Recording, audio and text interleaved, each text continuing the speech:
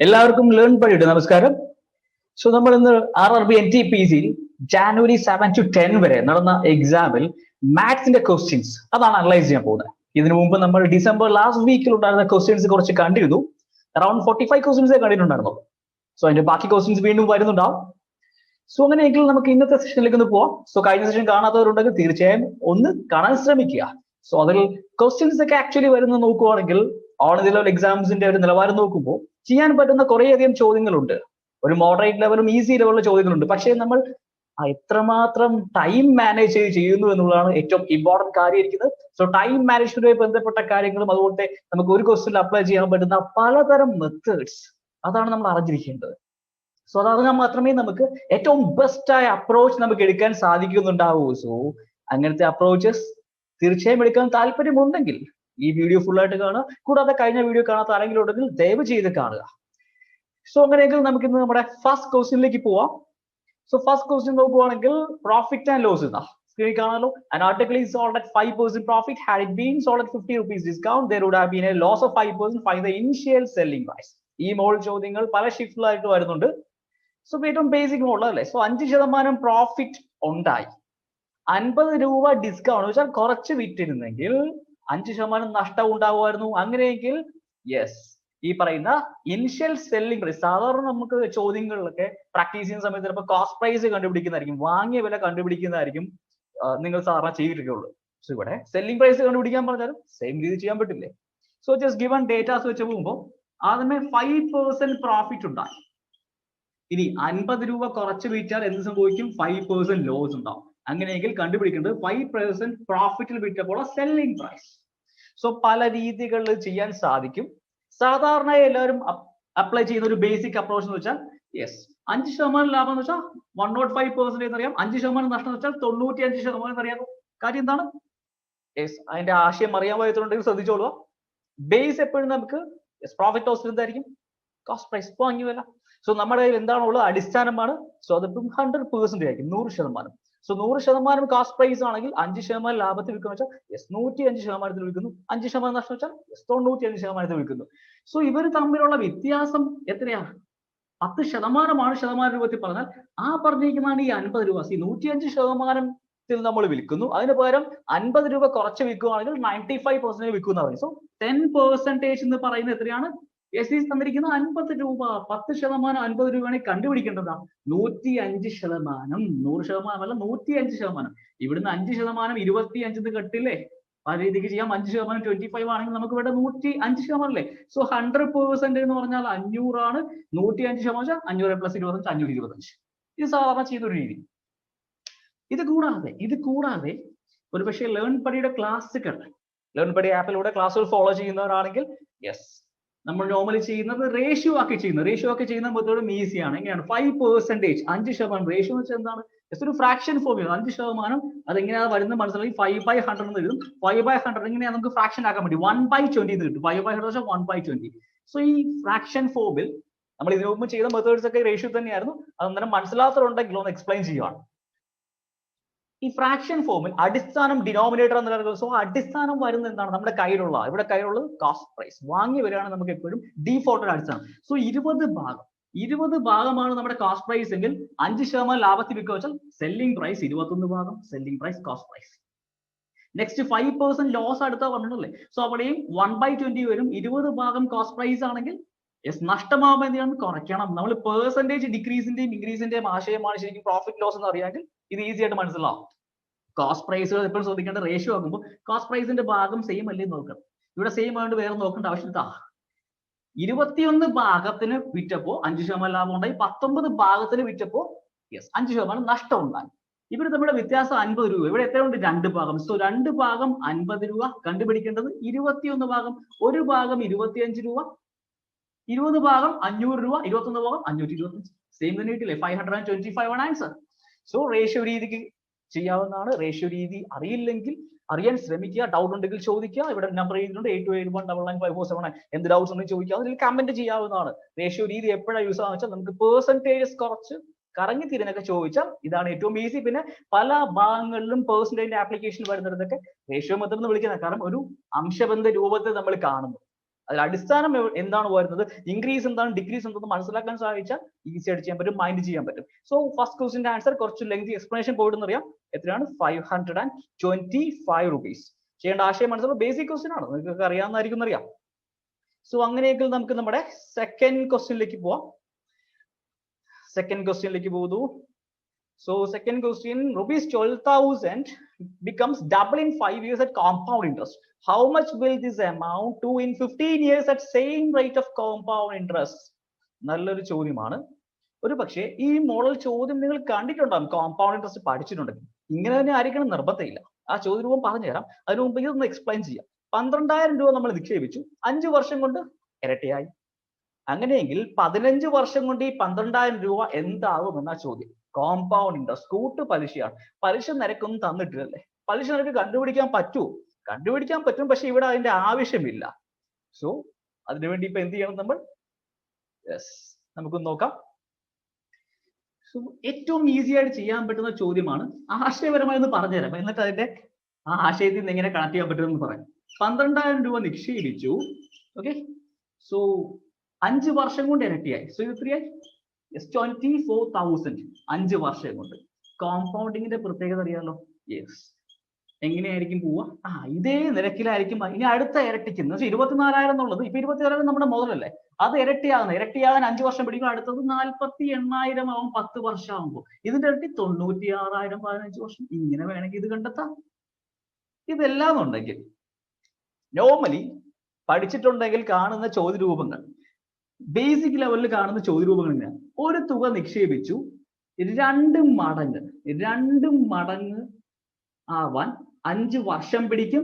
4 മടങ്ങാവാൻ എത്ര വർഷം പിടിക്കും എന്ന മോഡൽ ചോദ്യം കണ്ടിട്ടുണ്ടെങ്കിൽ അത് തന്നെയാണ് ഇവിടെയും ചോദിച്ചിരിക്കുന്നത്. കണക്ട് ചെയ്യുന്നതെന്ന് പറഞ്ഞു തരാം. സോ 2 മടങ്ങ് 5 years, 4 മടങ്ങ് വെച്ചാൽ 2 square. എന്ത് ചെയ്യും? ഈ പവറുള്ള സംഖ്യ കൊണ്ട് വർഷത്തിനെ ഗുണിക്കും. So 5 into 2 10 years. ഈ സെയിം സാധനമാണ് ഇവിടെ നമുക്ക് മടങ്ങ് കണ്ടുപിടിക്കണമായിരുന്നു. 2 മടങ്ങ് 5 yearsലാവും ചോദിച്ചിരിക്കുന്നത്. 15 വർഷം കൊണ്ട് എത്ര മടങ്ങാകും? 15 വർഷം ആകാൻ 3 ആണ് മൾട്ടിപ്ലിക്കേഷൻ ഫാക്ടർ. സോ എന്താണ് നമ്മളുടെ ബേസ്? അതിന്റെ പവർ 3 കൊടുക്കും. അപ്പൊ എത്ര? 8 മടങ്ങാവും. 15 years കൊണ്ട് 8 times ആവും. 12,000 8 മടങ്ങ് 96,000. ഏറ്റവും ആദ്യമേ നമുക്ക് ആശയപരമായ രീതി. ഇനി ഈ ആശയപരമായ രീതി തന്നെ ഷോർട്ട് ട്രിക്ക് ആയിട്ട് വരുന്നത്. ആ ഷോർട്ട് ട്രിക്ക് ഒരു പക്ഷേ ബേസിക് ചോദ്യരൂപങ്ങൾ മാത്രമേ കണ്ടിട്ടുള്ളെങ്കിൽ ഇത് മാത്രമേ കണ്ടിട്ടുണ്ടാവൂ. 2 മടങ്ങാവാൻ 5 വർഷമാണെങ്കിൽ 4 മടങ്ങ് എത്ര വർഷം ഉണ്ടാവും? 8 മടങ്ങ് എത്ര വർഷം ഉണ്ടാവും? 16 മടങ്ങ് എത്ര വർഷം ഉണ്ടാവും എന്നൊക്കെ പറഞ്ഞ ചോദ്യം മോഡൽ ഇതുണ്ട്, അത് കണ്ടിട്ടുണ്ടാവും. അതിന്റെ നേരെ തിരിച്ച് ചോദിച്ച റിവേഴ്സ് മോഡലാണെന്നേ ഉള്ളൂ. വർഷങ്ങളുണ്ട്. വർഷങ്ങൾ 2 മടങ്ങാൻ 5 വർഷം എടുത്ത 15 വർഷമാകുമ്പോൾ എത്ര മടങ്ങാവും എന്ന് കണ്ടെത്തണം. സോ മൾട്ടിപ്ലിക്കേഷൻ ഫാക്ടർ നോക്കുക, അത് പവറിൽ കൊടുക്കുക, അത്രയേ ഉള്ളൂ. ഈസി. സോ ഇതേ ചോദ്യം ഇനി വേറെ ഇതിപ്പോ എക്സാമ്പിൾ. 2 മടങ്ങാൻ 5 വർഷം, 25 മടങ്ങാവും. 2 മടങ്ങാൻ 5 വർഷം, 25 മടങ്ങാവും. സോറി, ക്ഷമിക്കാം, 25 years ഉണ്ട്. 25 years, 25 വർഷത്തിൽ എത്ര മടങ്ങാവും? എന്ത് ചെയ്യണം? 5 വർഷം കൊണ്ട് 2 മടങ്ങ്, 25 വർഷം into 5, അപ്പൊ 2.5. So answer 32 times. ഇനി ഈ ക്വസ്റ്റ്യനുള്ള പ്രാക്ടീസിന് വേണമെങ്കിൽ ഇതാ നോക്കിക്കോളൂ. 3 മടങ്ങ് 3 times ഒരു തുക നിക്ഷേപിച്ചു, കോമ്പൗണ്ട് 3 times ആവാനായിട്ട് 4 years പിടിച്ചു. 4 years. അങ്ങനെയെങ്കിൽ 16 years ആവുമ്പോൾ ആ തുക എത്രയാവും? ഒരു തുക നിക്ഷേപിച്ചു, 3 times ആവാൻ 4 years, 16 yearsൽ എത്ര മടങ്ങാവും? എന്ത് ചെയ്യണം? മൾട്ടിപ്ലിക്കേഷൻ ഫാക്ടർ into 4 ചെയ്താൽ പോരെ. സോ 3/4 times എത്ര? 81 times. സോ ഇപ്പൊ മനസ്സിലായിക്കാണുമല്ലോ. സോ ഏറ്റവും സിമ്പിൾ ആയ മോഡലാണത്. ഇതിന്റെ ആശയപരമായ രീതിയിലേക്ക് പോകുന്നില്ല കേട്ടോ. അത് ഫോർമുല നമുക്ക് ആശയം ഡിറൈവ് ചെയ്യാൻ പറ്റുന്നുണ്ടാവും, എങ്ങനെയാണ് ഈ മടങ്ങ് കണക്ട് ചെയ്യാൻ പറ്റുന്നതൊക്കെ. അത്തരം കാര്യങ്ങൾക്ക് ഇപ്പോൾ നമ്മൾ പോകുന്നില്ല. സോ അങ്ങനെയെങ്കിൽ നെക്സ്റ്റ് ക്വസ്റ്റ്യനിലേക്ക് പോകാം. ഈസിയായ ചോദ്യങ്ങൾ തന്നെയല്ലേ. സോ ഏകദേശം നിങ്ങൾക്ക് അറിയാവുന്നതാണെങ്കിൽ, പഠിച്ചിട്ടുണ്ടെങ്കിൽ, ബേസ് ഉണ്ടെങ്കിൽ ശരിക്കും പറഞ്ഞാൽ ഈ ചോദ്യരൂപങ്ങൾക്ക് എഴുതാൻ പറ്റുന്നതാണ്. ഇതൊക്കെ ആക്ച്വലി ചോദിച്ച ചോദ്യം തന്നെ കേട്ടോ. സോ ഇത് ആക്ച്വലി Jan 7th ഷിഫ്റ്റ് 1ൽ ചോദിച്ച ചോദ്യ മോഡൽ എന്നാണ് എന്റെ വിശ്വാസം. Okay, next question is sum at compound interest becomes 17,422 years and 19,162 in 3 years. വീണ്ടും കോമ്പൗണ്ട് ഇൻട്രസ്റ്റിന്റെ പ്രോബ്ലം ആണ്. Find the rate of interest. So compound ഇൻട്രസ്റ്റുമായിട്ട് ബന്ധപ്പെട്ട് മിനിമം 2 ചോദ്യങ്ങൾ എങ്കിലും മിക്ക ഷിഫ്റ്റിലും, എല്ലാ ഷിഫ്റ്റിലും വന്നിട്ടുണ്ടെന്നാണ് കേട്ടത്. എങ്കിലും മിക്ക ഷിഫ്റ്റിലും മിനിമം 2 ചോദ്യങ്ങളെങ്കിലും വന്നിട്ടുണ്ട്. അത് ചിലപ്പോൾ ഒന്ന് സിമ്പിൾ ഇൻട്രസ്റ്റ്, ഒന്ന് കോമ്പൗണ്ട് ആയിരിക്കും, ചിലപ്പോൾ 2 കോമ്പൗണ്ട് ആയിരിക്കും, ഡിപ്പെൻഡ് ചെയ്യും. സോ എന്തായാലും ഈ ചാപ്റ്റേഴ്സ് ഒക്കെ തറവാക്കി വെച്ചോണം. 19162 ആകുന്നത് 3 വർഷം കൊണ്ട് ഒരു തുക നിക്ഷേപിച്ചു. 17,420 രൂപ 2 വർഷം കൊണ്ടാവും. 19,162 രൂപ 3 വർഷം കൊണ്ടാവും. കണ്ടുപിടിക്കേണ്ടത് റേറ്റ് ഓഫ് ഇൻട്രസ്റ്റ് എത്രയാണെന്ന് കണ്ടുപിടിക്കാം. Rate of interest. So rate of interest ഏറ്റവും ബേസിക് ലെവലായ മറ്റൊരു ചോദ്യമാണ് കോമ്പൗണ്ടിൽ. ആദ്യമായിട്ടാണ് കാണുന്നത് ചോദിച്ചോളൂ. 17 ഒരു തുക നിക്ഷേപിച്ചു. ഓക്കെ, കൂട്ടുപലിശ ഉൾപ്പെടെ നമുക്ക് 17,420 2 വർഷമായപ്പോൾ എന്താ മെച്യൂരിറ്റി പീരീഡ് എന്നൊക്കെ പറയുന്നത് 2 വർഷമായപ്പോൾ നമുക്ക് ഇത് ലഭിക്കാൻ അർഹതയുണ്ട്. ഇതെന്താണ്? പ്രിൻസിപ്പൽ പ്ലസ് നമ്മുടെ കോമ്പൗണ്ടർ ചേർക്കുക. സോ ഇനി തേർഡ് ഇയറിൽ നമ്മുടെ കോമ്പൗണ്ടിങ്ങിന്റെ ആശയം വെച്ചതാണ്. ഇതാണ് നമ്മുടെ മുതൽ. അപ്പൊ ഇതിന്റെ പുറത്തുള്ള പലിശ ലഭിച്ചാണ് 19,162. അതിന്റെ അർത്ഥം ഇവര് തമ്മിലുള്ള വ്യത്യാസം എടുത്താൽ നമുക്ക് ഈ ഒരു വർഷത്തെ പലിശ കിട്ടും. അതെ, ആരുടെ പുറത്തുള്ളതാണ്? 17,420 രൂപയുടെ പുറത്തുള്ളത്. സോ അടുത്തടുത്തുള്ള വർഷങ്ങളാണെങ്കിൽ കോൺസിക്യൂട്ടീവ് ആയിട്ടുള്ള ഇയേഴ്സ് ആണെങ്കിൽ കോമ്പൗണ്ടിങ് റേറ്റ് ഓഫ് ഇൻട്രസ്റ്റ് കണ്ടുപിടിക്കാൻ പറഞ്ഞാൽ എമൗണ്ട് ആണ് തന്നിരിക്കുന്നതെങ്കിൽ തിരിച്ചു കിട്ടുന്ന എമൗണ്ട് ആണെന്നിരിക്കും. തമ്മിലുള്ള വ്യത്യാസം എടുക്കുക. തമ്മിൽ കുറച്ച് നോക്കാം. 17,420 2 4 7 അടുത്തത് 9 8 - 7 1 1742. സോ കിട്ടാൻ പോകുന്ന ഇൻട്രസ്റ്റ് 1742 ആണ്. സോ 1742 ആരുടെ പുറത്താണ് കിട്ടിയിരിക്കുന്നത്? 17,420 പുറത്ത്. കാരണം ഇതാണ് നമ്മുടെ പ്രിൻസിപ്പൽ ആയിട്ട് വരുന്നത്. ഇൻറ്റു 100 ചെയ്ത് എന്ത് കിട്ടും? ഇതിപ്പോ നമ്മൾ കണ്ടുപിടിക്കുന്ന പലിശ നിരക്കാണ്. പലിശ ഇൻറ്റു 100 ഡിവൈഡ് ബൈ നമ്മൾ സാറിന് PNR അല്ലെങ്കിൽ PTR/100 നിന്ന് വരുന്ന ആശയം തന്നെ ഇത്. 1742 രൂപ 17,420 രൂപയുടെ എത്ര ശതമാനം? ഇതാണ് ശരിക്കും ഇൻട്രസ്റ്റിൽ വരുന്ന പെർസെന്റേജിന്റെ ആപ്ലിക്കേഷൻ എന്ന് പറയുന്നത്. ഒരു സംഖ്യ മറ്റേ സംഖ്യയുടെ എത്ര ശതമാനം, ഇത്രയേ ഉള്ളൂ ഇൻട്രസ്റ്റ് എന്ന് പറയുന്നത്. സോ എത്ര കിട്ടും? ഈസി അല്ലേ? 10%. ആൻസർ 10% ആണ് rate of interest. Easy question ആണ്. സോ വീണ്ടും ആശയം അറിയാമെങ്കിൽ ഈസി ആയിട്ട് ചെയ്യാം. സോ കോൺസിക്യൂട്ടീവ് ഇയേഴ്സ് വന്നാൽ റേറ്റ് ഓഫ് ഇൻട്രസ്റ്റ് കണ്ടുപിടിക്കാൻ പറഞ്ഞാൽ ചെയ്യാൻ പറ്റുമല്ലോ? ഈസി ആയിട്ട് ചെയ്യാൻ പറ്റില്ലേ? സോ ഇതിലുള്ള ആശയങ്ങളൊക്കെ അറിയില്ല എന്നാണെങ്കിൽ നോട്ട് ചെയ്ത് വെക്കുക. അറിയാവുന്നതാണെങ്കിൽ ഓക്കെ, ജസ്റ്റ് റിവിഷൻ മോഡൽ മാത്രം കണ്ടുകൊള്ളുക. സോ ഇത് ഈ മോഡലൊക്കെയാണ് വന്നതെന്നെങ്കിൽ ഒരു ഐഡിയ നമുക്ക് ഉണ്ടാവും. ഐഡിയ ഉണ്ടാകുന്നത് നല്ലതാണ്. സോ അങ്ങനെയെങ്കിൽ നെക്സ്റ്റ് ക്വസ്റ്റ്യനിലേക്ക് പോവാം. സോ ഇതുവരെ നമ്മൾ കാണുന്ന ചോദ്യങ്ങളൊക്കെ ആക്ച്വലി പെട്ടെന്ന് ചെയ്യാൻ പറ്റുന്ന ചോദ്യങ്ങൾ തന്നെയായിരുന്നു അല്ലെ? അടുത്ത question, sum of 4 consecutive multiples of 3 is 78. Find the smallest or largest. Okay. So ഒരു സീക്വൻസ് ഉണ്ട്. എന്തിന്റെയാണ്? 3ന്റെ ഗുണിതങ്ങളുടെ സീക്വൻസ്. ആ സീക്വൻസിലെ 3ന്റെ ഗുണിതങ്ങളുടെ 4 എണ്ണം ഉണ്ട്. കോൺസിക്യൂട്ടീവ് അടുത്തടുത്തുള്ള അത് 3ൽ നിന്നാണ് തുടങ്ങുന്നത്. വെച്ചാൽ ഫസ്റ്റ് മൾട്ടിപ്പിളിലാണോ തുടങ്ങുന്നതെന്നൊന്നും പറഞ്ഞിട്ടില്ല. ഏതോ 4 അടുപ്പിച്ചടുപ്പിച്ചുള്ള ഗുണിതങ്ങൾ, അതിന്റെ തുക എടുത്താൽ 78 വരും. അങ്ങനെയെങ്കിൽ അതിനകത്ത് ഒരു പക്ഷേ ചോദിച്ചാൽ ലാർജസ്റ്റ് സ്മോളസ്റ്റ് അതിൽ ഏതെങ്കിലും ഒന്നായിരിക്കും ചോദിച്ചിരിക്കുന്നത്. സംഖ്യ കണ്ടെത്താൻ, ആ സീക്വൻസിലെ സംഖ്യ കണ്ടെത്താൻ. ഇത് ആക്ച്വലി നമുക്ക് ഇതിന്റെ ആശയപരമായി സംസാരിക്കുവാണെങ്കിൽ ഇതിനെ ഒത്തിരി അധികം രീതിയിൽ നമുക്ക് കാണാം. ഒത്തിരി അധികം രീതി വെച്ചാൽ നമുക്ക് ആവറേജിന്റെ ആശയം എടുക്കാം, അർത്ഥമെറ്റിക് പ്രോഗ്രഷന്റെ ആശയം എടുക്കാം, മൾട്ടിപ്പിൾസിന്റെ ആശയം, ഇതെല്ലാം ചേർന്ന് വരുന്നത് തന്നെയാണ് ഇവിടെ. സോ അതിനു മുമ്പായിട്ട് ആവറേജിന്റെ ആശയം എന്ന് പറഞ്ഞു പോയതുകൊണ്ട് ചോദ്യം ഇങ്ങനെയാണ് ഇരിക്കട്ടെ. 3ന്റെ 5 ഗുണിതങ്ങൾ, 5 മൾട്ടിപ്പിൾസ്. ഓക്കെ, 5 മൾട്ടിപ്പിൾസിന്റെ സം 60 ആണ്. സം 60 എന്ന് പറഞ്ഞാൽ അതിലെ ഫസ്റ്റ് ആളോ അല്ലെങ്കിൽ നടുക്കത്തെ ആളോ ചോദിക്കുവാണെങ്കിൽ നിങ്ങൾ എങ്ങനെ ചെയ്യും? ആദ്യ 5 മൾട്ടിപ്പിൾസ് അല്ല, 3ന്റെ 5 മൾട്ടിപ്പിൾസിന്റെ തുക 60, സം 60 ആണ്. സോ ആവറേജ് എന്ന് പറയുന്ന ആശയം കണക്ട് ചെയ്യാൻ പറ്റിയാൽ എന്താണ് പ്രത്യേകത? 5 പേര് എന്ന് പറയുമ്പോൾ ഇങ്ങനെ 5 സ്ഥാനങ്ങൾ വെച്ചാൽ ഈ ആളായിരിക്കില്ലേ നടുക്ക്? ശരിയാണല്ലോ. സോ ആവറേജിന്റെ ആശയത്തിൽ ഒരു അർത്ഥമെറ്റിക് പ്രോഗ്രഷൻ ആണെങ്കിൽ, എപ്പോഴും ഓർത്തോളം അർത്ഥമെറ്റിക് പ്രോഗ്രഷൻ ആണെങ്കിൽ നമുക്ക് നടുക്കത്തെ ആളെ കണ്ടുപിടിക്കാൻ പറ്റുമെങ്കിൽ യെസ്, എപ്പോഴും എന്തായിരിക്കും? നമ്മുടെ ശരാശരി ആയിരിക്കും നടുക്കത്തെ ആൾ. അതിന്റെ അർത്ഥം 5 മൾട്ടിപ്പിൾസിന്റെ തുക 60, ശരാശരി വെച്ചാൽ തുക ബൈ എണ്ണം 60/5 12. നമ്മളിപ്പോ കണ്ട ചോദ്യമല്ല സോൾവ് ചെയ്യുന്ന, എക്സാമ്പിൾ ഒന്ന് കാണിക്കുക. ആർക്ക് ഈ ആശയം അറിയാൻ വയ്യാന്നുണ്ടെങ്കിൽ എത്ര കിട്ടും? 12 കിട്ടും. 60/5 12 അല്ലേ? സോ 12 ആണ് നടുക്ക് വരുന്ന ആൾ.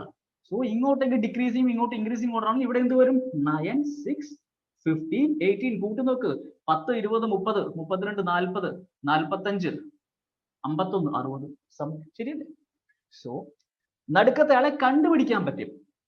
ഇനി 3യുടെ മൾട്ടിപ്പിൾസ് വെച്ച് തന്നെ കാണിക്കുന്നത്, ഈ ക്വസ്റ്റിലേക്ക് കണക്ട് ചെയ്യാൻ വേണ്ടിട്ടോ. 3യുടെ ഫസ്റ്റ് 2 മൾട്ടിപ്പിൾസ് ഏതൊക്കെയാ?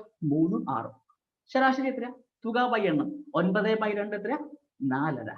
നോട്ട് ചെയ്തോണേ, ഈ സംഖ്യ നോട്ട് ചെയ്തോണം. അടുത്തത് നമുക്ക് 6, 9 നോക്കാം. അടുത്തടുത്ത മൾട്ടിപ്പിൾസ് എടുക്കുന്നത്. 6, 9 എത്ര? തുക 15, ശരാശരി 7.5. എന്തെങ്കിലും കണക്ട് ചെയ്യാൻ പറ്റുമോ? നമുക്ക് എക്സാക്ട് നടുക്ക് എന്ന് വെച്ചാൽ സ്ഥാനങ്ങൾ ഇവൻ ആണെങ്കിൽ 2 പേര് ഇവൻ നമ്പറില്, 4 പേര് ആണ് ഇവൻ നമ്പറില്. യെസ്, നടുക്ക് എക്സാക്ട് നടുക്ക് നമുക്ക് പറയാൻ പറ്റുന്നത്. ഇപ്പൊ 4 പേരാണെങ്കിൽ 1, 2, 3, 4 ഏകദേശം ഇവിടെ വരുന്ന ആളായിരിക്കും അല്ലെ നടക്കുന്നത്. ഇതിന് രണ്ടിനും ഇടയ്ക്ക് വരുന്നത്. ഓക്കെ, 3യുടെ മൾട്ടിപ്പിൾസിന്റെ കേസിൽ നമുക്ക് ഈ ചോദ്യം നമുക്ക് 2 രീതി ചെയ്യാൻ കേട്ടോ. അത് ഒരു രീതി ഇപ്പൊ കാണിക്കുന്നത് നോക്കിയേ. എന്തുണ്ട് വ്യത്യാസം? 3ന്റെ പകുതി 1.5. ഇവർ തമ്മിലുള്ള ഗ്യാപ്പ് 1.5 അല്ലേ? സോ ആ രീതിക്ക് ഇവിടെ ഇപ്പൊ തന്നിരിക്കുന്ന സം 78 സം 4 മൾട്ടിപ്പിൾസിന്റെ ആണ്. സോ അതിന്റെ അർത്ഥം 4 മൾട്ടിപ്പിൾസിന്റെ സം 78 ആണെങ്കിൽ ഈ 4 മൾട്ടിപ്പിൾസിന്റെ ആവറേജ് എത്രയായിരിക്കും? 78/4 ചെയ്യുക, 19.5. എന്താണ് ഇവിടുത്തെ 19.5. സോ ഇവിടെ എത്രയായിരിക്കും? ഇത് 21, ഇവിടെ എത്രയായിരിക്കും? 18. ഈ 19.5 അടുത്ത് കിടക്കുന്ന 3യുടെ മൾട്ടിപ്പിൾ ഇത് 18, ഇത് 15, ഇത് 24. സോ സ്മോളസ്റ്റ് ചോദിച്ചാൽ 15, ലാസ്റ്റ് ചോദിച്ചാൽ 24. ഇതൊരു രീതി. നമുക്ക് എക്സാക്ട് ആയിട്ട് നടുക്കത്തെ ആളെ കണ്ടുപിടിക്കാൻ പറ്റില്ലെങ്കിൽ പോലും നമുക്ക് അപ്ലൈ ചെയ്യാൻ പറ്റും ആശയം. അത് മനസ്സിലാക്കാൻ വേണ്ടി കാണിച്ചാണ്. ഇത് അറിയാവുന്ന ഒരാളാണെങ്കിൽ ഈസി ആയിട്ട് ചെയ്യാൻ പറ്റും, വേറെ ഒന്നിലേക്കും പോകണ്ട. ഇനി ഇതൊന്നും അറിയില്ലെങ്കിൽ നമ്മുടെ ചെയ്യുന്ന ബേസിക് അപ്രോച്ച് എന്താണ്? യെസ്, നമ്മുടെ എക്സിന്റെ സഹായം വേണ്ടി വരും. ഓക്കെ, ഫസ്റ്റ് മൾട്ടിപ്പിൾ എക്സ് ആണ്. അടുത്തത് x+3, x+6, x+9. സം എടുക്കും. 1, 2, 3, 4, 4x. 4xകൾ എടുത്തിട്ട് എല്ലാം കൂടി കൂട്ടുന്ന ഉദ്ദേശിക്കുന്നത്. അടുത്ത പ്ലസ് 3, 6, 9, 9, 18. 4x + 78ന്റെ ഉത്തരമാണ് എത്രയാ തന്നിരിക്കുന്നത്? 78. ശരിയല്ലേ? 4x + 18ന്റെ ഉത്തരമാണ് 78. Sum 4 multiples of 3. എന്തുകൊണ്ടാണ് ഈ +3 ഇത്? 3 വന്നാൽ അടുത്ത 6 വരുന്ന 3 കൂട്ടുമ്പോൾ. സോ ഇവിടെ എന്ത് സംഖ്യ ഉണ്ട്? അവിടെ 3 കൂട്ടിയാൽ നെക്സ്റ്റ് കിട്ടും. അതിന്റെ കൂടെ 3 കൂട്ടും, അപ്പൊ 6 ആയി. ഇവിടെ 3 കൂട്ടുമ്പോൾ 9 ആയി. അതാണ് ഉദ്ദേശം. സോ 4xന്റെ ഉത്തരം 78 - 18 എത്രയാ? 60. എക്സിന്റെ ഉത്തരം എത്രയാ? 60/4 ചെയ്താൽ 15 കിട്ടും. 60/4 ചെയ്താൽ 15 കിട്ടും. എക്സ് എന്താണ്? നമ്മുടെ സീക്വൻസിലെ ഫസ്റ്റ് നമ്പർ ആയിട്ട് നമ്മൾ സങ്കല്പിച്ചാണ് എക്സ്. 15, അടുത്ത 18, 21, 24. ആൻസർ കിട്ടും. ശരിയാണ്, ഇല്ലെന്ന് പറയുന്നില്ല. പക്ഷേ നമുക്ക് ആശയങ്ങൾ പല രീതിയിൽ അപ്ലൈ ചെയ്യാൻ അറിയാമെങ്കിൽ ചില സന്ദർഭങ്ങളിൽ നമുക്ക് ഇതുപോലെയൊക്കെ ചെയ്തെടുക്കാൻ സാധിക്കുന്നുണ്ടാവും. സോ ഇത് വേണമെങ്കിൽ എടുക്കാം. മനസ്സിലായില്ലെന്നുണ്ടെങ്കിൽ കമന്റ്സിൽ ചോദിച്ചോളുക, ഇല്ലെങ്കിൽ നേരത്തെ പറഞ്ഞ നമ്പറിലേക്ക് മെസ്സേജ് ചെയ്യുക. മറ്റെന്തെങ്കിലും രീതി നിങ്ങൾക്ക് ചെയ്യാൻ പറ്റുമെങ്കിൽ ഏറ്റവും ബെസ്റ്റ്. കാരണം ഒന്നിൽ കൂടുതൽ രീതികൾ ഉണ്ട് എന്ന് തന്നെയാണ് മാത്സിന്റെ ഒരു ബ്യൂട്ടി എന്ന് പറയുന്നത്. സോ അങ്ങനെയെങ്കിൽ നമുക്ക് നെക്സ്റ്റ് ക്വസ്റ്റ്യനിലേക്ക് പോവാം. സോ അടുത്ത ക്വസ്റ്റ്യനിലേക്ക് നമുക്കൊന്ന് പോവാം. Next question. Difference between simple interest and compound interest on a sum of money for 1 year at 10% is ₹50. If the compound interest was calculated half yearly, find the sum. Yes.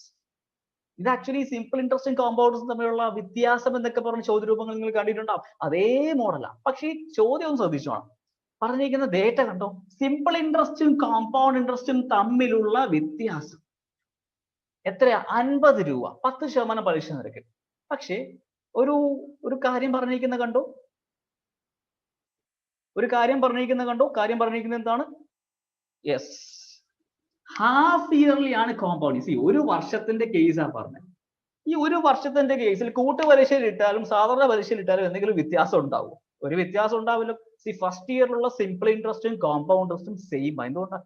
ആദ്യ വർഷം നമുക്ക് സാധാരണ പലിശയാണ് എപ്പോഴും കിട്ടുക. സെക്കൻഡ് ഇയർ തൊട്ടാണ് നമുക്ക് പലിശയുടെ പുറത്തുള്ള പലിശ കൂട്ടുപലിശയിൽ വരുന്നത്. ശരിയല്ലേ? സോ ഫസ്റ്റ് ഇയറിന്റെ കേസിൽ ശരിക്കും പറഞ്ഞാൽ ഒരു വർഷത്തെ കേസാണ് പറയുന്നെങ്കിൽ സിമ്പിളും കോമ്പൗണ്ടും തമ്മിൽ വ്യത്യാസം ഉണ്ടാവാൻ പാടില്ല. പക്ഷെ ഇവിടെ വ്യത്യാസം പറഞ്ഞിട്ടുണ്ട്. എന്തുകൊണ്ടാണ്? കോമ്പൗണ്ട് ചെയ്യപ്പെടുന്നത് ഹാഫ് ഇയർലി എന്ന് വെച്ചാൽ 6 മാസം കൂടുമ്പോൾ പലിശ എടുത്തിട്ട് മുതലോടെ കൂട്ടും. അങ്ങനെയാ വന്നിരിക്കുന്നത്. സോ ഹാഫ് ഇയർലിന്റെ കേസിൽ സാധാരണ ചെയ്യുന്ന അറിയാലോ, ഹാഫ് ഇയർലി എന്ന് പറയുമ്പോൾ എന്ത് ചെയ്യും? വർഷം ഇരട്ടിപ്പിക്കും. സോ നമ്മൾ കോമ്പൗണ്ടിങ്ങിൽ 2 ഇയേഴ്സിന്റെ രീതിക്ക് കണ്ടുപിടിക്കും. പലിശ നിരക്ക് ഓർത്തോണം, പലിശ നിരക്ക് പകുതിയാവും. ഹാഫ് ഇയർലി എന്ന് പറഞ്ഞാൽ ടൈം ഇരട്ടിപ്പിക്കുന്നു, പലിശ നിരക്ക് പകുതിയാക്കുന്നു. ഓക്കെ അല്ലേ? സോ കോമ്പൗണ്ടിങ്ങിന്റെ കേസിൽ നമുക്ക് 5% കേസാണ് വരുന്നത്. ആക്ച്വലി 10% പലിശ നിരക്ക്. ശരിയാ, 10% ആണ്. പക്ഷെ കോമ്പൗണ്ടിങ്ങിൽ നമ്മൾ വർഷം ഇരട്ടിപ്പിച്ചു, കാരണം ഹാഫ് ഇയർലി. സോ ഇതിന് പല രീതിയിൽ ചെയ്യാം. ഇപ്പൊ 1, 2, 1 എന്ന് പറയുന്ന ആശയം ഒരു പക്ഷേ എല്ലാവർക്കും ഈ ഒരു പാസ്കൽ ട്രയാങ്കിൾ എന്ന് പറഞ്ഞിട്ട് ഇത് വെച്ച് ചെയ്യാം, ഇതില്ലാണ്ട് ചെയ്യാം. അതല്ലാണ്ട് ഇക്വലന്റ് പെർസെന്റേജ് കണ്ടുപിടിച്ച് ചെയ്യാന്ന് വെച്ചാൽ സക്സസീവ് പെർസെന്റേജിന്റെ ആശയമാണ് കോമ്പൗണ്ടും നമ്മൾ നേരത്തെയും സംസാരിച്ചിട്ടുണ്ട്. സോ സക്സസീവ് പെർസെൻറ്റേജ് അതിലേക്ക് പറയാം. ഇപ്പൊ 1 to 1 ആണ് ചെയ്യുന്നതെങ്കിൽ എപ്പോഴും ഓർമ്മയിൽ ഉണ്ടാവേണ്ടത് 1 to 1 നമുക്ക് എളുപ്പത്തിൽ പറയാൻ പറ്റുന്നത് ഈ 1ന്റെ ഭാഗത്ത് വരുന്ന ആരാണ്? കോമ്പൗണ്ടിന്റെയും സിമ്പിൾ ഇൻട്രസ്റ്റിന്റെയും ആശയം പറയാമെങ്കിൽ മനസ്സിലാവും. ഈ വരുന്ന അവിടുത്തെ ആളാണ് 2 വർഷം സിമ്പിളും കോമ്പൗണ്ടും തമ്മിലുള്ള വ്യത്യാസം വരാൻ പോകുന്നത്. വെച്ചാൽ പലിശയുടെ പുറത്തുള്ള പലിശ വരുന്നത് ഇവിടെയാണ്. ഓക്കെ ആണല്ലോ? സോ ഇവിടെ എത്രയാ? 50 രൂപ. ഇവിടെ എന്തോ ഉണ്ട്, അതിന്റെ 5% 50, ഇങ്ങനെയുള്ള സാധനം ശരിയാണ്. ഇവിടെ എന്തോ ഉണ്ട്, ഇതിന്റെ 5% ഇവിടെ വരുന്നത്. ഇതിൽ നിന്നാണ് ഒരു ഫോർമുല വരുന്നത്. 2 വർഷത്തേക്കുള്ള വ്യത്യാസം is equal to P into R by 100 the whole square എന്ന് പറഞ്ഞു വരാറില്ലേ? P into R square by 100 square ആണ് ഈ വ്യത്യാസം എന്ന് പറഞ്ഞു വരുന്ന സംഗതി തന്നെയാണ് ഇങ്ങനെ എടുക്കുന്നത്. അപ്പൊ ഇവിടെ 1 year ആണല്ലോ ചോദിച്ചത്, പിന്നെ എന്താ 2 year എടുത്തത് ഇപ്പൊ തോന്നുന്നല്ലേ? കാര്യം എന്താ? ഹാഫ് ഇയർലി ആണ് കോമ്പൗണ്ടിങ്ങിന്റെ കേസിലല്ലേ നമുക്ക് അധികമായിട്ട് പലിശ കിട്ടുന്നത്. അതാണ് ഇത് ഈ 50. സോ ഇവിടെ കണ്ടുപിടിക്കേണ്ടത് യെസ് 5 into 5 20 0.25%. എങ്ങനെയാ വന്നെന്ന് അറിയാവോ? ഇതാണ് 50 രൂപയായിട്ട് വന്നത്. എങ്ങനെയാ 0.25 വന്നേ? 5/100 into 5/100 into P equal to 50 ആ വരുന്നത്. 5 into 5 25 0.25% ഉണ്ട്. ഒരു 100 വെച്ച് പോയപ്പോ 0.25 എന്നിട്ട് ഇല്ലാന്നുണ്ടെങ്കിൽ സക്സസീവ് പെർസെന്റേജ് ഇക്വലന്റ് പെർസെന്റേജ് കണ്ടുപിടിക്കും. 5 plus 5 plus 5 into 5/100 10 plus 10 plus yes 0.25 10.25 ആണ് നമ്മുടെ കോമ്പൗണ്ടിലുള്ള ഇക്വലന്റ് ഇൻട്രസ്റ്റ്. സിമ്പിൾ എത്രയാ? 10% അല്ലേ? തമ്മിലുള്ള വ്യത്യാസം അല്ലേ 50. 0.25%. അങ്ങനെ പല രീതി തന്നെ മനസ്സിലാക്കാം. ഇപ്പൊ പറഞ്ഞ മനസ്സിലായില്ലെങ്കിൽ നിങ്ങൾക്ക് അറിയാവുന്ന രീതി ചെയ്തോ. ഒന്നും അറിയില്ലെങ്കിൽ കമന്റിൽ ചോദിച്ചുകൂടുക, ഡീറ്റെയിൽ ആയിട്ട് പറഞ്ഞുതരാം. കാരണം ഇപ്പൊ നമ്മൾ ക്ലാസ് ആയിട്ടല്ല പോകുന്നത്, ജസ്റ്റ് അനാലിസിസ് ആയതുകൊണ്ട് തന്നെ ഒത്തിരി ടൈം എടുക്കാൻ പറ്റും. സോ 0.25% 50. ഇവിടുന്ന് 25% എന്ന് പറഞ്ഞാൽ എത്രയാ? യെസ് 2 0 കൂടി ഇട്ട് കൊടുക്കുക. എന്തുകൊണ്ട് അങ്ങനെ എടുത്ത് ഈ പോയിന്റ് കളയാൻ വേണ്ടി? ഓക്കെ 100 ഇട്ട് ഗുണിച്ചു. നമുക്ക് എന്താ വേണ്ടത്? പ്രിൻസിപ്പിൾ എന്ന് പറഞ്ഞാൽ 100%. സോ 25% 5000 ആണെങ്കിൽ 100% എത്രയാ? 5000 into 4 ചെയ്യുക. 5 4s are 20. ബാക്കി എത്രയുണ്ട്? 3 0 20,000 രൂപ. ആൻസർ ആയില്ലേ? 20,000 rupees. ഇതൊരു രീതി. ഇനി നമ്മൾ റേഷ്യോ രീതി എന്ന് സാധനം പറഞ്ഞു, സക്സസീവ് പെർസെന്റേജ്. അതൊന്ന് കണ്ടോളൂ. സോ ഇവിടെ ചെയ്താൽ മനസ്സിലായാലോ?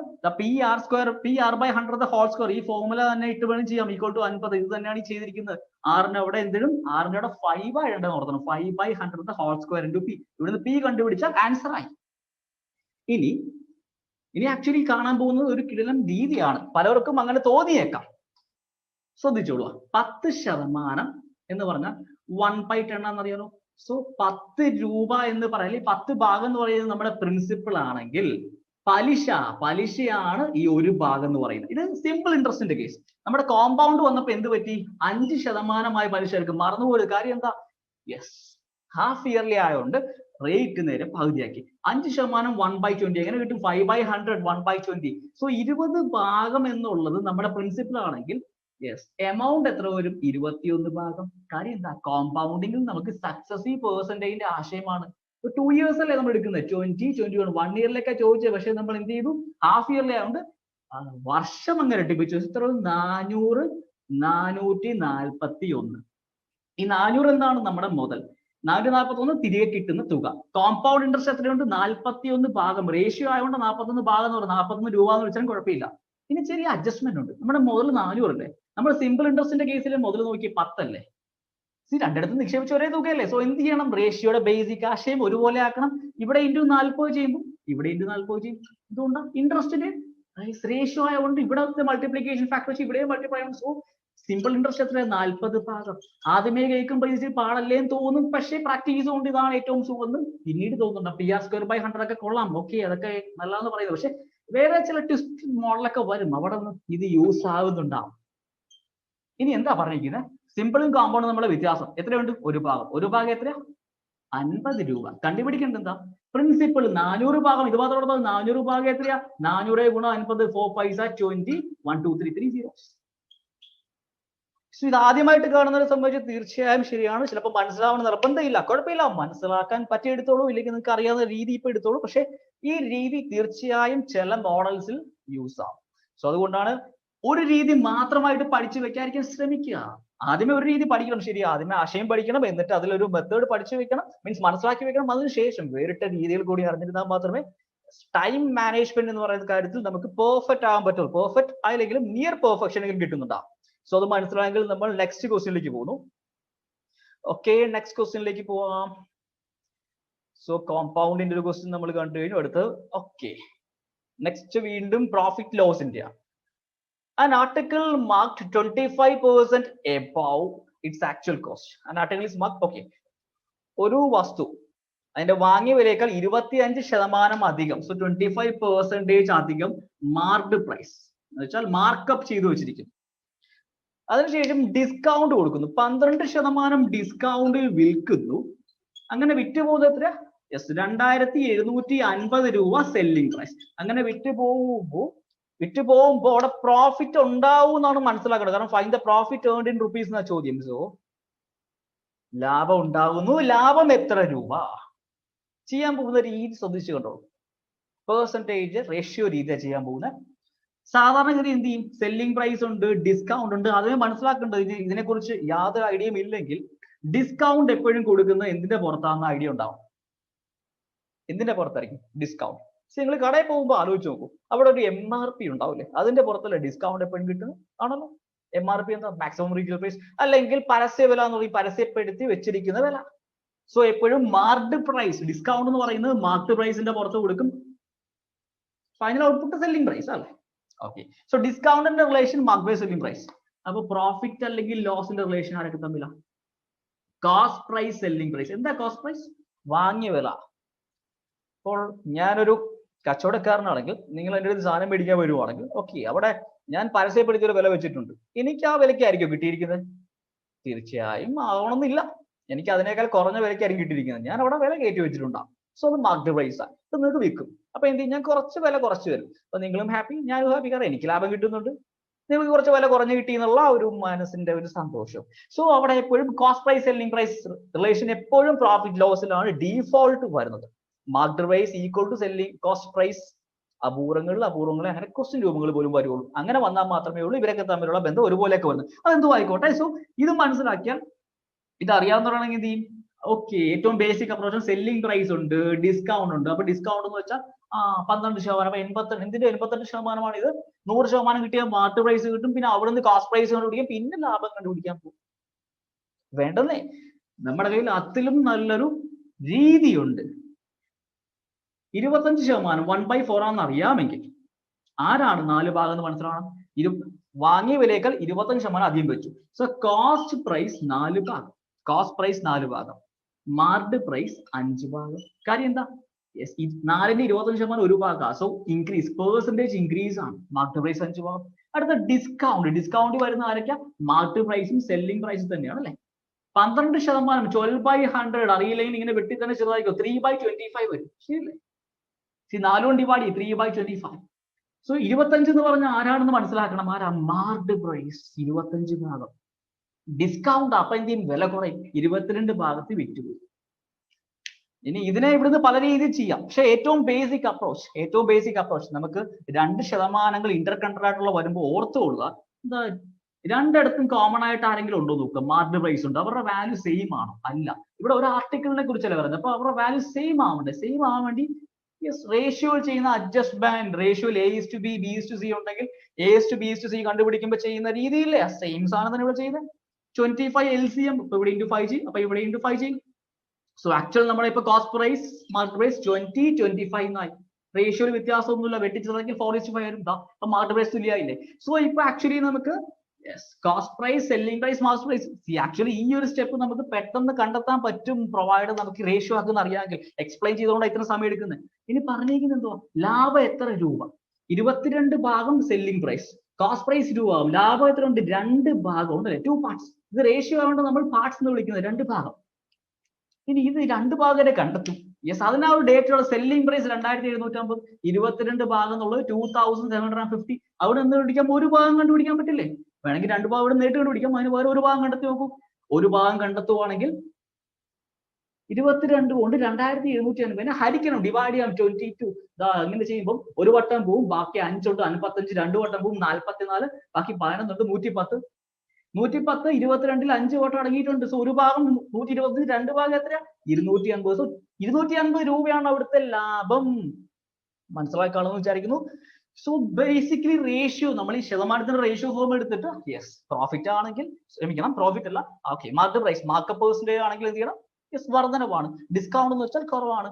ആരൊക്കെയാണ് അടിസ്ഥാനം എന്ന് മനസ്സിലാക്കിയാൽ മതി. സെല്ലിംഗ് പ്രൈസ് വന്നിട്ടുണ്ട് 22/2750 രൂപ. നമുക്ക് 22 ഭാഗം റേഷ്യോ, കാരണം വെട്ടിച്ചെറുതായുണ്ട്. അപ്പൊ ഒരു കണ്ടുപിടിക്കേണ്ടത് പ്രോഫിറ്റ്. അപ്പൊ 2 ഭാഗം ഇവിടുന്ന് ആക്ച്വലി 2 ഭാഗം നേരെ കണ്ടെത്താൻ കേട്ടോ. ഇതിനെ 11 കൊണ്ട് ഹരിക്കാം, അപ്പൊ ഇതിനെ 11 കൊണ്ട് ഹരിക്കാം, അപ്പൊ 2 ഭാഗം കിട്ടും. അപ്പൊ ഈ സ്റ്റെപ്പ് ഒഴിവാക്കിക്കൊണ്ട് വേണമെങ്കിൽ ചെയ്യാമായിരുന്നു. പക്ഷെ അതിന് പകരം ഒരു ഭാഗം കണ്ടെത്തി ചെയ്ത് കാണിച്ചതേ ഉള്ളൂ. സോ ആൻസർ 250 രൂപയാണ് ഇവിടുത്തെ പ്രോഫിറ്റ്. ആദ്യമായിട്ട് കാണുമ്പോൾ ശരിയാണ്, സമയം എടുത്തെന്ന് തോന്നും. പക്ഷേ പ്രാക്ടീസ് കൊണ്ട് ഇതായിരിക്കും ഏറ്റവും എളുപ്പത്തിൽ ചെയ്യാൻ പറ്റും. നിങ്ങളുടെ ഫോമുലയും ബാക്കി എല്ലാം മാറ്റി വെച്ചോ. അപ്പൊ ഓരോന്നും കണ്ടെത്തി ചെയ്യാൻ പോവുകയാണെങ്കിൽ എത്ര സമയം എടുക്കും എന്ന് ആലോചിച്ച് നോക്ക്. നിങ്ങൾ സംശയോടെ ചെയ്ത് നോക്ക്. സോ ടൈം മാനേജ്മെന്റ് എന്ന് പറയുന്നത് എപ്പോഴും മൈൻഡിൽ ഉണ്ടാകണം. നമുക്ക് ഒരു രീതി മാത്രമേ അറിയാമെങ്കിൽ യെസ് ടൈം മാനേജ് ചെയ്യാൻ കുറച്ച് പാടുപെടാൻ ചാൻസ് ഉണ്ട്. സോ അങ്ങനെയെങ്കിൽ നമുക്ക് നെക്സ്റ്റ് ക്വസ്റ്റ്യനിലേക്ക് പോവാം. യെസ്, അടുത്ത ക്വസ്റ്റ്യൻ വരുന്നത് ക്വാഡ്രാറ്റിക് ഇക്വേഷനുമായി ബന്ധപ്പെട്ടാണ്. x² + kx + 9 = 0. ക്വാഡ്രാറ്റിക് ഇക്വേഷൻ അറിയാലോ അല്ലേ, ത്രിമാന സമവാക്യം.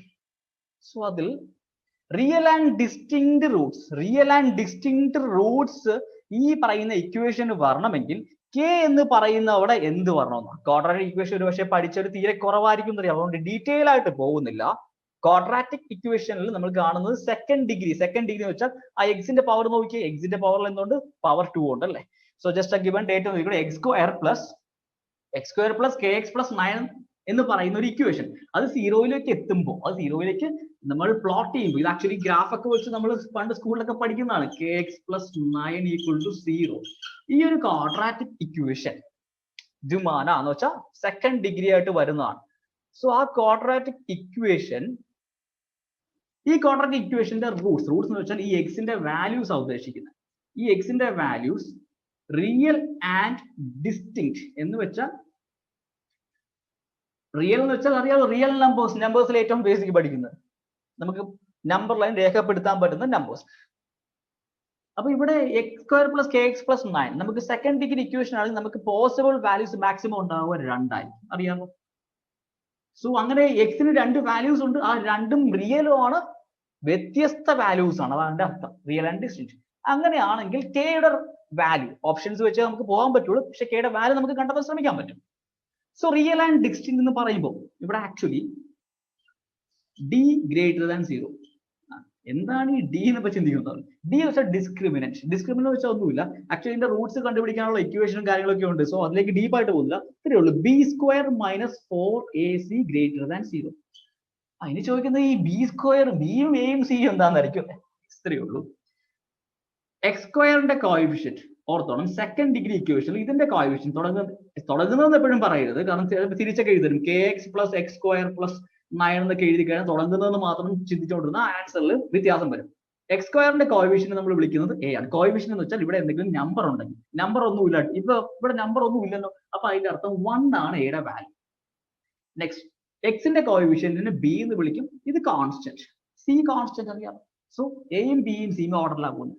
സെക്കൻഡ് ഡിഗ്രിയുടെ അവിടെ ഉള്ളത് പവർ 2ന്റെ അവിടെയുള്ള കോഎഫിഷ്യന്റ് ഉണ്ടെങ്കിൽ അത് a എന്ന് വിളിക്കും. ഇത് ബി ആണ്, സി ആണ്. സോ b² - 4 > 0 ആണെങ്കിൽ നമുക്ക് റിയൽ ആൻഡ് ഡിസ്റ്റിങ്ക്ട് റൂട്ട്സ് കിട്ടും എന്നാണ് ആശയം പറയുന്നത്. ഡി പാർട്ടൊന്നും ഇപ്പൊ പോകുന്നില്ല. അപ്പൊ b² അത് k² അല്ലേ. ബിക്ക് ഇവിടെ വാല്യൂ ഇപ്പൊ k അല്ലേ ഉള്ളൂ. എക്സിന്റെ കോഎഫിഷ്യന്റ് എന്ന് വെച്ചാൽ ഇവിടെ നമ്പർ ഇല്ല, പകരം ഒരു ആൽഫബറ്റ് ആയി. കെയുടെ വാല്യൂ നമുക്ക് വേണ്ടത് ഈ ചോദ്യത്തിൽ -4ac, എയുടെ വാല്യൂ 1, സിയുടെ വാല്യൂ 9. 4 × 1 × 9 എത്ര കിട്ടും? 36 കിട്ടാതെ നമുക്ക്. k² - 36 > 0. ഇത് ആക്ച്വലി ഇനി k² > 36 വരും. സോ k² > 36 ആണ്. കെയുടെ വാല്യൂ +or - 6 എന്ന് പറഞ്ഞ് എഴുതാൻ പറ്റും, അറിയാമോ. സോ അതിലേക്കൊന്നും പോകുന്നില്ല. അതിലേക്ക് പോകുന്നതിന് മുമ്പ് k² - 36 0 കൂടുതൽ വരണമെങ്കിൽ കെയുടെ വാല്യൂ 6 ആണെങ്കിൽ എത്ര വരും? 6ന്റെ സ്ക്വയർ 36, 36 - 36 0 വരും, എക്സാക്ട് 0 വരും. നമുക്ക് അതിനേക്കാൾ വലുത് വേണമെങ്കിൽ 6നേക്കാൾ വലിയ വാല്യൂ വേണമെന്ന് മനസ്സിലായാലോ, ഒരു വാല്യൂ. സോ k > 6 ഒരു കണ്ടീഷൻ ഇവിടെ സാറ്റിസ്ഫൈ ആവും. സംശയം നിങ്ങൾ നമ്പർ ലൈൻ ഒക്കെ വരച്ചു നോക്കിക്കോളൂ. നമ്പർ ലൈനിൽ അറിയാലോ 0 ഉണ്ട്, പിന്നെ പോസിറ്റീവ്, 0യുടെ ഇപ്പുറത്തേക്ക് negative, integers, set of integers നമ്മൾ പറയുന്നത്. ഇനി കെക്ക് -6 ഇട്ട് കൊടുത്താലോ? -6ന്റെ സ്ക്വയർ എത്ര അറിയാലോ? നെഗറ്റീവ് നമ്പേഴ്സിനെ നമ്മൾ ഈവൻ പവർ ചെയ്താൽ പോസിറ്റീവ് ആവുന്നുണ്ടാവും. സോ -6ന്റെ സ്ക്വയർ, അതിന്റെ അർത്ഥം -6 × -6, integer multiplication, -into -+. So third 6 അവിടെ എന്ത് സംഭവിക്കും? അവിടെ നമുക്ക് ഈക്വൽ ടു 0 കിട്ടും. പക്ഷെ ഇവിടെ ഇപ്പൊ 6.1 അല്ലെങ്കിൽ അങ്ങനെ കാണാൻ പറ്റില്ല. -7 സ്ക്വയർ എത്രയാ? 49 മൈനസ് 7 ഗ്രേറ്റർ ദാൻ 0 അല്ലേ? സോ അതിന്റെ അർത്ഥം യെസ് -6 ഇപ്പുറത്തേക്ക്. സോ നമ്പർ ലൈൻ, നിങ്ങൾ നമ്പർ ലൈൻ കാണുവാണെങ്കിൽ ഒരു നമ്പർ ലൈൻ വരച്ചു നോക്കുക. ഇത് 0 ആണെങ്കിൽ ഇത് 6, ഇവിടെ -6 ആയിക്കട്ടെ, ബാക്കി ഇങ്ങോട്ടൊക്കെ വാല്യൂസ് ഉണ്ട്.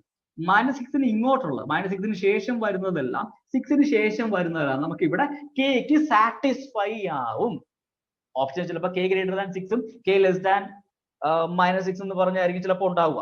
അങ്ങനെയാണെങ്കിൽ അത് ചൂസ് ചെയ്യാൻ പറ്റും. സോ ബേസ്ഡ് ഓൺ ഓപ്ഷൻസ് ആണ് ബാക്കി നമുക്ക് ആൻസർ എടുക്കുന്നത്. പക്ഷെ ചെയ്യേണ്ട രീതി ഇങ്ങനെയാണ്. ഇനി 1-2 പോയിന്റ്സ് കൂടി ഒന്ന് നോട്ട് ചെയ്തോളൂ. കാരണം എന്താണ്, നമ്മൾ ഈ ഒരു ക്വസ്റ്റ്യൻ കണ്ടല്ലേ. സോ ഇതിപ്പോ നമ്മൾ കണ്ടത് real and distinct Roots. So അതിന്റെ അർത്ഥം ഇത് കൂടാണ്ട് വേറെ എന്തെങ്കിലും ഉണ്ടോ?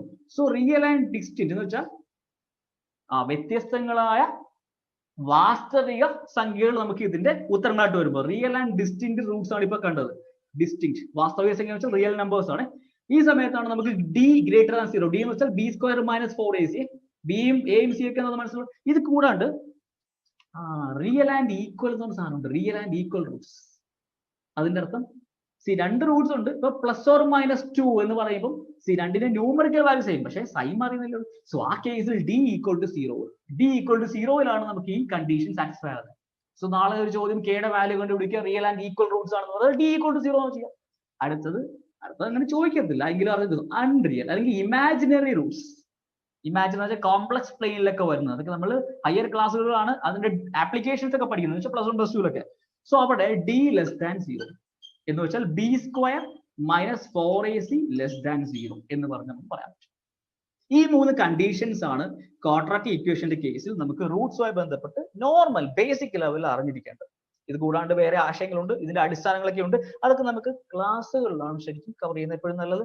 സോ അറിയില്ല എന്നാണെങ്കിൽ ചോദിച്ചോളുക, ഇപ്പോഴല്ല മെസ്സേജ് ചെയ്യാം, അല്ലാന്നുണ്ടെങ്കിൽ കമന്റ് സെക്ഷനിൽ ചോദിക്കാം. ഇതിന്റെ ബാക്കി വേറെ എന്തൊക്കെ പഠിക്കണം എന്നൊക്കെ അറിയണമെന്നുണ്ടെങ്കിൽ ചോദിച്ചോളൂ. കാരണം നമ്മൾ ഇനിയും അങ്ങോട്ട് ഇതുപോലെ ഈ ഭാഗങ്ങളിൽ നിന്ന് ക്വസ്റ്റ്യൻസ് ഒക്കെ ഡിസ്കസ് ചെയ്യുന്നുണ്ടാവും. സോ അത് നോട്ട് ചെയ്ത് വെച്ചോളൂ. ഇപ്പൊ നമ്മൾ ഇതുമായിട്ട് കണക്ട് ചെയ്യാൻ പറ്റുന്ന 2 ആശയങ്ങൾ കൂടി കണ്ടിട്ടുണ്ടായിരുന്നു, അത് നോട്ട് ചെയ്തോണം.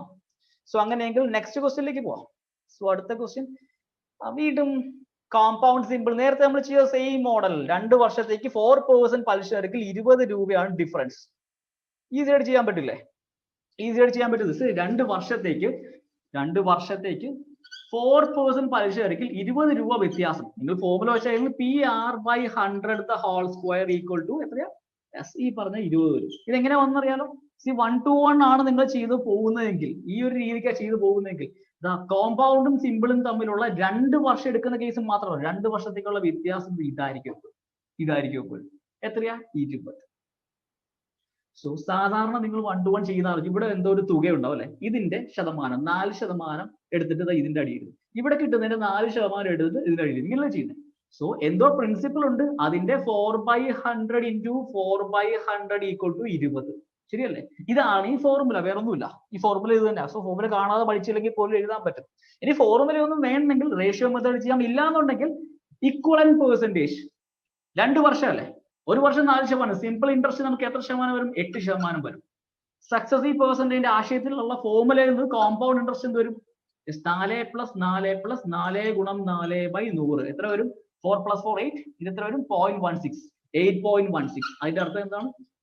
0.16% ആണ് ഇവർ തമ്മിലുള്ള വ്യത്യാസം. ഈ ശതമാന വ്യത്യാസമാണ് രൂപയിൽ വന്ന വ്യത്യാസം. 20 rupees. 0.16%, 20. കണ്ടുപിടിക്കേണ്ടത് 100%. സോ ഇവിടെ 16% എന്ന് വെച്ചാൽ എത്ര എഴുതാൻ പറ്റും? 2 0 കൂടി എഴുതുക. നമുക്ക് വേണ്ടത് 100% അല്ലേ? ഇവിടുന്ന് 1% കണ്ടെത്തിയിട്ട് 100 കണ്ടെത്താം. അല്ലാന്നുണ്ടെങ്കിൽ 4% എങ്ങനെ കിട്ടും? ഇതിനെ 4 കൊണ്ട് ഹരിച്ചപ്പോൾ ഇവിടെ 4 കൊണ്ട് ഹരിക്കാം, 500. ഇത് കൂട്ടി എത്ര? 20% കിട്ടില്ലേ? എത്ര വരും? 2500. നമുക്ക് വേണ്ട എത്ര? 100%. × 5 ചെയ്യാം, ഇവിടെ × 5 ചെയ്യാം. 25 × 5 125, 2 0 12500. പഴയ ചെയ്യാം ഇങ്ങനെ സാധനം. ആരെങ്കിലും സക്സസീവ് പെർസെന്റേജ് ഫോർമുല ഉപയോഗിച്ചാണ് പഠിച്ചിരിക്കുന്നതെങ്കിൽ ഇവിടെ ആപ്ലിക്കബിൾ ആണ്. ഇനി PR/100 P × R/100 equal to difference എന്ന് പഠിച്ചിട്ടുണ്ടെങ്കിൽ യെസ് അത് അപ്ലൈ ചെയ്യാം. പക്ഷേ 3 ഇയേഴ്സിന്റെ കേസ് മതി. അവിടെ ഒരു പ്രത്യേക ഫോർമുല ഉണ്ട്. ആ ഫോർമുല ഒന്നും പറഞ്ഞു തരുന്നില്ല, ആ ഫോർമുലയ്ക്ക് പോകുന്നില്ല. ഇത് വെച്ച് ചെയ്യാൻ പറ്റും, സക്സസീവിന്റെ ആശയം വെച്ച് ചെയ്യാൻ പറ്റും. പക്ഷെ അവിടെ ചെയ്യാൻ പറ്റുന്ന ഏറ്റവും ബെസ്റ്റ് രീതി ആയിരിക്കും സാധാരണ ശതമാനങ്ങൾ വെച്ച് ചെയ്യാൻ പറ്റുന്ന ഏറ്റവും ബെസ്റ്റ് രീതി റേഷ്യോ മെത്തേഡ് ആയിരിക്കും മാക്സിമം കേസിൽ. ശതമാനങ്ങൾ അങ്ങനത്തെ വരുള്ളൂ. ആ റേഷ്യോ മെത്തേഡ് ഒന്ന് കാണിക്കുകയാണ്. ഇവിടുത്തെ റേഷ്യോ മെത്തേഡ് ഇവിടെ നമ്മൾ അപ്ലൈ ചെയ്യുമ്പോൾ നിങ്ങൾ കാൽക്കുലേഷൻ സ്പീഡ് ഇല്ലെങ്കിൽ ടൈം കൺസ്യൂമിംഗ് തന്നെയാണ്, ഇല്ലെന്ന് പറയുന്നില്ല, പക്ഷെ മനസ്സിലാക്കാൻ വേണ്ടി ഒന്ന് കാണിക്കുക. 4% 1/25 ഓർത്തോളൂ. സിമ്പിൾ ഇൻട്രസ്റ്റ് 25 ഭാഗം നമ്മുടെ മുതൽ. ഓക്കെ, ഇത് മുതലാണ്. പലിശ എത്രയാ? ഇത് പലിശയാണെന്ന് ഓർത്തണം. ഇങ്ങനത്തെ മോഡൽ നമ്മൾ നേരത്തെ ചെയ്തിട്ടുണ്ട്, മീൻസ് ക്വസ്റ്റ്യൻ അനാലിസിസ് ചെയ്തിട്ടുണ്ട്. ക്ലാസ്സിലല്ല ഉദ്ദേശിച്ചത്, ക്വസ്റ്റ്യൻ അനാലിസിസ്.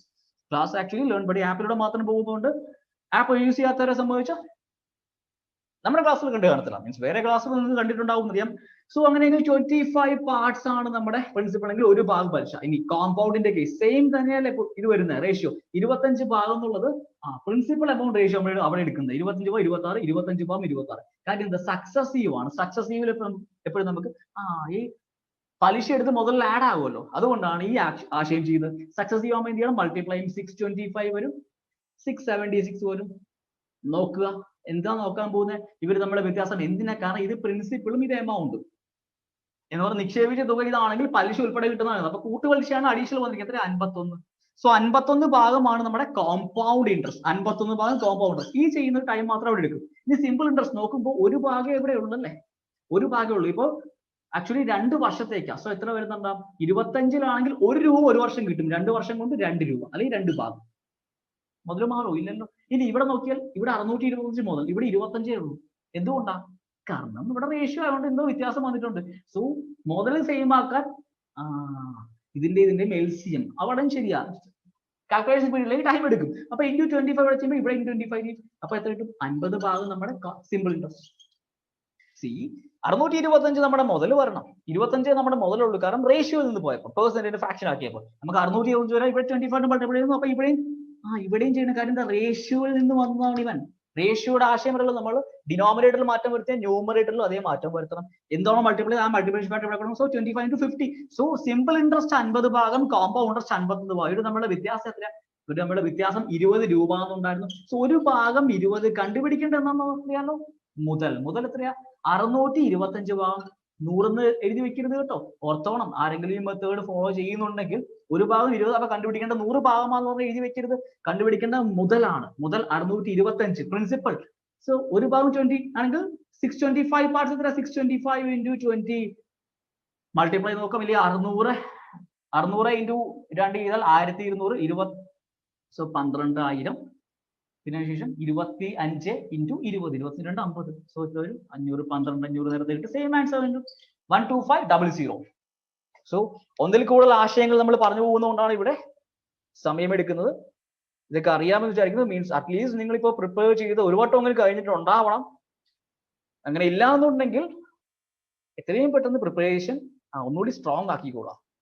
ഓക്കെ, നെക്സ്റ്റ് നമ്മൾ പോകാൻ പോകുന്നത് 2 balls and we are x-meters apart. From the midpoint of the line joining their feet, the angle of elevation of the top of A is 60 degree and that of the B is 30 degree. Find the ratio between heights of the ball. Okay, height and distance. Height and distance എന്ന് പറയുന്നത് actually ട്രിഗ്നോമെട്രിയുടെ application എന്നറിയാലോ. ഇവിടെ ഏറ്റവും basic ആയിട്ട് നമ്മൾ ഇത് നേരത്തെ actually എനിക്ക് തോന്നുന്നു മോക്ക് റെയിൽവേയുടെ മോക്ക് ടെസ്റ്റ് ഉണ്ടായിരുന്നില്ല ഓഫീസ് സൈഡിൽ. അവിടെയും ഈ മോഡൽ ചോദ്യങ്ങൾ നമ്മൾ ചെയ്തിട്ടുണ്ട്. ഒരു ചോദ്യം ഉണ്ടായിരുന്നു. സോ അതിനകത്ത് നമ്മൾ ചെയ്യേണ്ട എങ്ങനെയാണെന്ന് ചെറിയ ഐഡിയ ഒക്കെ പറഞ്ഞിട്ടുണ്ട്. അത് കണ്ടിട്ടില്ലെങ്കിൽ കണ്ടു നോക്കുക. നിങ്ങൾക്ക് അറിയാമെങ്കിൽ ഓക്കെ, അറിയില്ല എന്നാണെങ്കിൽ ഒന്ന് കണ്ടു നോക്കുക. കാരണം ഡീറ്റെയിൽ ആയിട്ട് ഇവിടെ എക്സ്പ്ലെയിൻ ചെയ്യാൻ പോകുന്നില്ല. ആക്ച്വലി നമുക്ക് ട്രിഗ്നോമെട്രിയിൽ ബേസിക്കലി റൈറ്റ് ട്രയാങ്കിൾസ് എന്നുള്ളവർക്കുള്ള മട്ട ത്രികോണമാണ് നമ്മൾ ട്രിഗ്നോമെട്രിയിൽ ഉപയോഗിക്കാറുള്ളത് അല്ലെങ്കിൽ യൂസ് ചെയ്യാറുള്ളത്. മാക്സിമം കേസിൽ നമ്മുടെ കോമ്പറ്റേറ്റീവ് എക്സാമ്പിൾ ട്രിഗ്നോമെട്രിക് റേഷ്യോസ് വരുന്നത് റൈറ്റ് ട്രയാങ്കിൾസ് ബേസ് ചെയ്താ, മട്ട ത്രികോണം ബേസ് ചെയ്ത്. സോ ആ മട്ട ത്രികോണത്തിൽ നമ്മൾ ബേസിക്കലി പറയുമ്പോൾ പല ടൈപ്സ് ഉണ്ടെങ്കിൽ പോലും ഏറ്റവും ബേസിക് ആയിട്ട് നമ്മൾ കാണുന്ന 2 തരങ്ങളുണ്ട്. ഏറ്റവും ബേസിക് ആയിട്ട് കാണുന്ന 2 തരങ്ങൾ അത് ഏതൊക്കെയെന്ന് ചോദിച്ചാൽ, ഒന്ന് 45, 45, 90, മറ്റൊന്ന് 30, 60, 90. സോ അവിടെ റേഷ്യോസ്, ആ റേഷ്യോസ് നമ്മൾ സംസാരിച്ചല്ലോ. 45, 45, 90 നോക്കിക്കോളൂ. 45, 45 വെച്ചാൽ ഒരു ഐസോസലസ് ആയിട്ടുള്ള എന്ന് വെച്ചാൽ 2 വശങ്ങൾ തുല്യമായിട്ടുള്ള ഒരു റൈറ്റ് ട്രയാങ്കിൾ ആണ്. അടുത്തത് പിന്നെ വരുന്നത് 30, 60, 90. 30, 60, 90. സോറി, ഇത് 90 ആണ്. 90. സോ ബാക്കി കാര്യം അറിയാമല്ലോ. പാദം, ലംബം, Karnam, base, height, hypotenuse. Hypotenuse എപ്പോഴും 90 ഡിഗ്രി ഓപ്പോസിറ്റ്. ഈ 30, 60 ഇവിടെ മാറി എങ്ങനെ വന്നാലും കുഴപ്പമില്ല കേട്ടോ. അപ്പൊ ഇങ്ങനത്തെ കേസിൽ നമുക്ക് ആക്ച്വലി 45, 45, 90 ഇതെന്തോ ആംഗിൾ ആണ് 45 ഡിഗ്രി. സോ ഇവിടെ സൈഡ് റേഷ്യോസ്, സൈഡിന്റെ റേഷ്യോസ് പറയാൻ പറ്റും. 1:1:√2 എന്ന് പറഞ്ഞാൽ 45 ഡിഗ്രിയുടെ ഓപ്പോസിറ്റ് ഒരു ഭാഗം, ഇതിന്റെ ഓപ്പോസിറ്റ് ഒരു ഭാഗം, 90ന്റെ ഓപ്പോസിറ്റ് √2 ടൈംസ്. ഇത് ആക്ച്വലി പൈതഗോറിയൻ ആശയം വെച്ച് അല്ലെങ്കിൽ അതിന്റെ ആ നമ്മൾ കർണം സ്ക്വയർ ഈക്വൽ ടു പാദം സ്ക്വയർ പ്ലസ് ലംബം അങ്ങനെ പറഞ്ഞില്ല, ആ സാധനത്തിൽ നിന്ന് തന്നെയാണ് ഈ സാധനം വരുന്നത് കേട്ടോ. ഈ 30-60-90 ആണെങ്കിൽ 30-60-90 ആണെങ്കിൽ 30 ഡിഗ്രിയുടെ ഓപ്പോസിറ്റ് ഒരു ഭാഗം ഉണ്ടെങ്കിൽ അതിന്റെ ഇരട്ടി ആയിരിക്കും 90 ഡിഗ്രി ഓപ്പോസിറ്റ്. ഇവിടെ √3 ടൈംസ് എന്ന് പറഞ്ഞാൽ ഇവിടെ ഇപ്പൊ 2 ഉണ്ടെങ്കിൽ ഇവിടെ 4 വരും, ഇവിടെ 2√3 വരും. അതാണ് ഉദ്ദേശിക്കുന്നത്.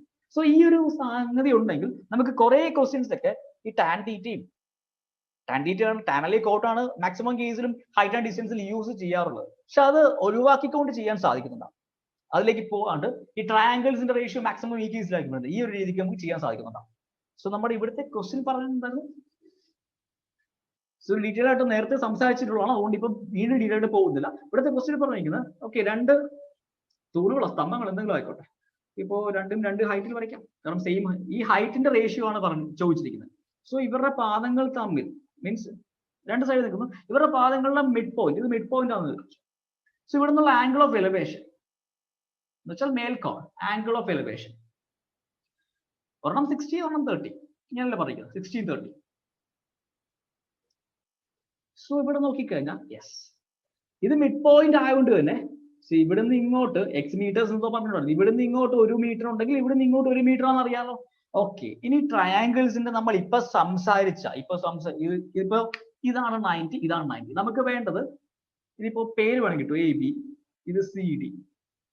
AB ആണ് ഇതിന്റെ ഹൈറ്റ്, CD ആണ് ഇതിന്റെ ഹൈറ്റ്. ഇവർ തമ്മിലുള്ള റേഷ്യോ വേണം. അത് 1:1 ആണോ അല്ലെങ്കിൽ 1:2 ആണോ അല്ലെങ്കിൽ വേറെ എന്തെങ്കിലും ആണോ നമുക്ക് അറിയില്ല, കണ്ടെത്തണം. സോ അതിന് വേണ്ടി നമ്മൾ 6 ഇതിപ്പോ ഇത് 60-90 ആണെങ്കിൽ ബാക്കി 30 ഇതറിയാലോ. ട്രയാങ്കിളിന്റെ ടോട്ടൽ ആംഗിൾ ഓഫ് സം വരുന്നത് 180 ആണെന്നറിയാലോ. സോ 30 90 ആണെങ്കിൽ 60 ആയിരിക്കും.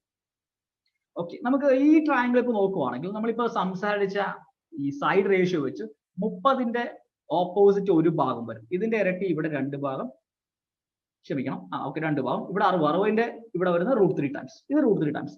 അതേ രീതിക്ക് ഇവിടെ പോവാണെങ്കിൽ 60ന്റെ ഇരട്ടി ഇവിടെ 60ന്റെ ഓപ്പോസിറ്റ് ഇവിടെ √3, 30ന്റെ ഓപ്പോസിറ്റ് ഇവിടെ 1, ഇവിടെ 2 വരും. ഇനി നോക്കേണ്ടത് ഇത് മിഡ് പോയിന്റ് എന്ന് പറഞ്ഞാൽ ഇവിടുന്ന് ഇവിടം വരെ എന്ത് ദൂരം ഉണ്ടോ അത് തന്നെ ഇവിടുന്ന് ഇവിടം വരെ വരും. ഇവിടെ 1 ആണെങ്കിൽ ഇവിടെ 1 ആവാറുണ്ട്, പക്ഷെ ഇവിടെ എത്ര √3 1.